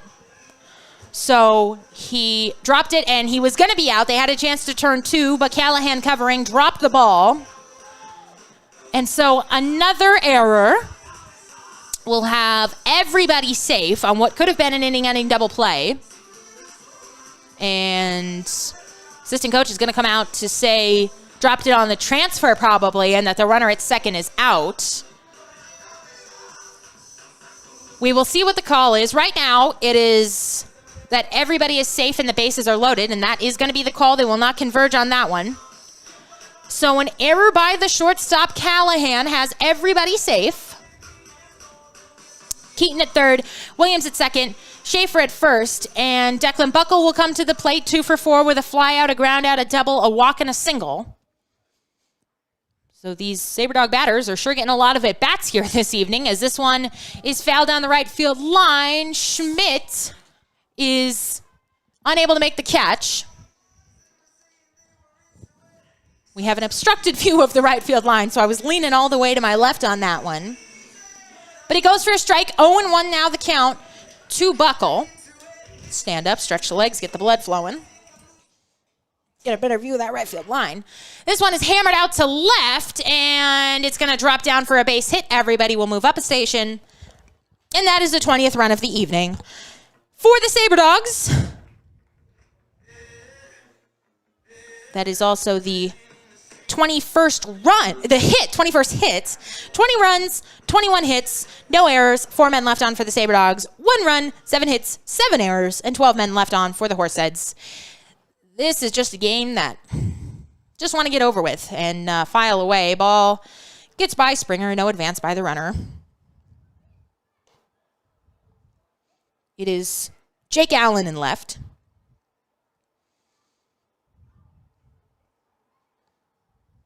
As here comes the pitch. It's a strike in there, so 1-1, the count will even up.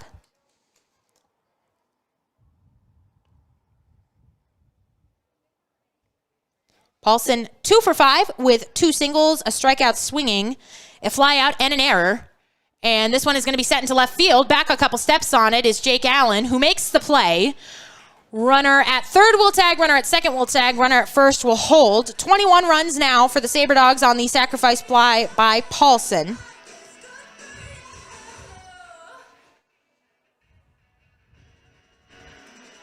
So coming in to score on that one was Williams. Moving to third was Schaefer, and holding up at first was Buckle. So runners at the corners for Trent Dukeshire, who was batting 2 for 5 in this game. A couple of groundouts, a couple of singles, and a flyout. 2 down here in the top of the 9th inning. That one falling in for a ball.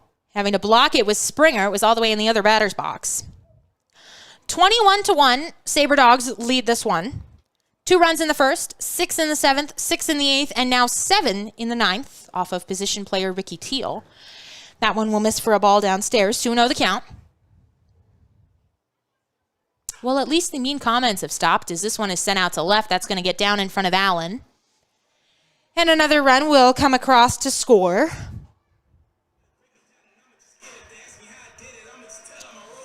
Another base hit. Schaefer will come in to score, and moving up to second is Buckle. So the lineup will turn over once again. Caden Schwabe, the left fielder, will bat with runners aboard at first and second and 2 down here in the bottom of the 9th inning. Runs and hits are now even for the Saber Dogs at 22. The pitch is popped up on the infield, and it will fade out of play. Springer thought for a moment he had a beat on it, but everybody will run to the concourse now to try and make the catch. They got to be careful because the raccoons like to hide under those section of the seating. So they're still scrambling for the ball. I think it's too far under there for anybody to make a play on it. Regardless, 0-1 now the count to Schwabe, who is 3 for 6 in the game. And that one will miss for a ball. And that one also missing for a ball. It gets away from the catcher Springer, but not far enough for anybody to advance. 3 for 6 is Schwabe with 2 flyouts and 3 singles. As here comes the 2-1 offering, It's sent through the right side for a base hit. Bases will be loaded again. In the inning, that simply will not end. Buckle at third, Dukeshire at second, Schwabe at first for Brewer, who is 2 for 5 with a walk, 2 groundouts, 2 singles, and he's also reached on an error. Horseheads have 7. They've got 7 hits and 7 errors and only 1 run in this game. As the bases are reloaded, 22 hits, 22 runs, and they've done all that with only 1 home run, as that one is fouled down the right field line, and it was only a solo shot. So the other 21 runs have come off a combination of hitting and defensive blunders by the Horseheads. Brewer leading the lead in batting, as that one will miss for a ball. 1-1 the count runs to Brewer. 2 down here in the top of the 9th. Teal just trying to retire the man at the plate, Brewer, and he will not. That one gets through the left side for another base hit, and everyone will move up a station. And you just get the feeling he's out there until the inning ends, whenever that may be. Started off as a pretty close game. It was 2-1 there for a while. It was 2-0 for a while, and then the Horseheads got 1 in the 5th. They have stranded 12 runners, so they've had opportunities. And now a ball will be dealt home to Drew Miller, too tall. 9 runs home here in the top of the 9th for the Saber Dogs, as this one is skied to the left side, out the third baseman Boyd, and he makes the catch to, thankfully, retire the side. Not before the Saber Dogs score 9 more, and they lead 23-1 heading to the bottom of the 9th. Don't miss a minute of Horseheads action this summer. Can't make it to the ballpark? We've made it easy for you to stay up to date with everything Casper Horseheads. All home games as well as select road games are streamed live on our YouTube channel and are also available to listen to on our Mixlr channel. Make sure you're also following the Horseheads social media accounts on Facebook, Twitter, and Instagram to catch everything you need to know about your hometown baseball team.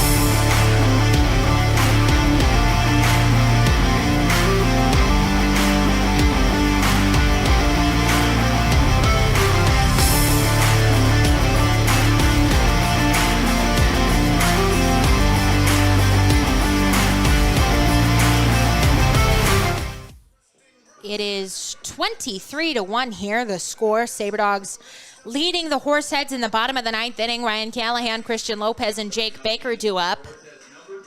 And a new pitcher for the Saber Dogs. It is the catcher, Colin Hannigan, out there, as he will deal strike 1 home. Hannigan is a catcher, so he doesn't have any pitching statistics for me to give you. He is out of Rice University, the freshman there. We saw him catching last night, as this one is shot out to second base, and on a couple of hops, Paulson will throw over to Schaefer to retire Callahan.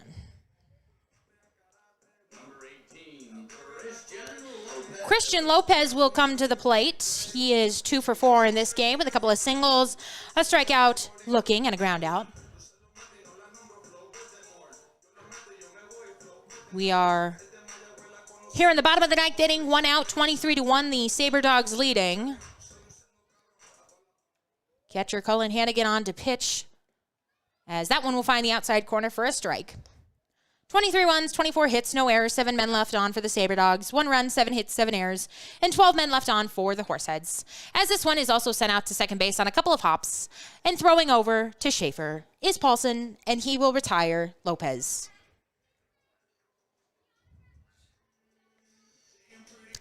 And so now Jake Baker will come to the plate, the last out. Horseheads are down to their last out of the game in a game that just got away from them in the top of the 7th. It was a 2-1 game heading into the 7th, and then 6 runs came across in the top of the frame. 6 runs in the top of the 8th, and then 9 runs in the top of the 9th. They had position player Ricky Teal come on in relief. As a big swing and a miss there by Baker. Baker was 2 for 3 in this game with a double, a single, a fly out, and a walk. I don't want to say the team is terrible this year, but the only team worse is the 1898 Cleveland Spiders. Was that I feel like that was a professional team, because I think that's what they want to rename the Cleveland baseball team. So maybe not the same level here. As this one is skied out to left, and that will be the last out of the game by Schwabe. 23-1, the Saber Dogs do take this one. And I feel like that is really all there is to say. As the Horseheads go 1-2-3 in the bottom half of the 9th, we will be back with the post game in just a moment, including where the Horseheads will be on the road next, where you can catch them, and all that good information, including when they will be back at Mike Lansing Field and you can catch them in action. But for now, 23-1, the final here. The Saber Dogs take this one and they sweep the series. The Horseheads are still actively looking for host families in the Casper, Wyoming, and surrounding areas to host a variety of players and interns for the 2021 season. Host families play an integral part of our organization by providing players and interns a place to call home for the summer. Benefits of becoming a host family include season tickets for your household to all Horseheads home games, 25% off most Horseheads merchandise and concessions, and team-signed memorabilia. If you're interested in becoming a host family, give us a call at 307-441-1334 or email hostfamily@casperhorseheads.com.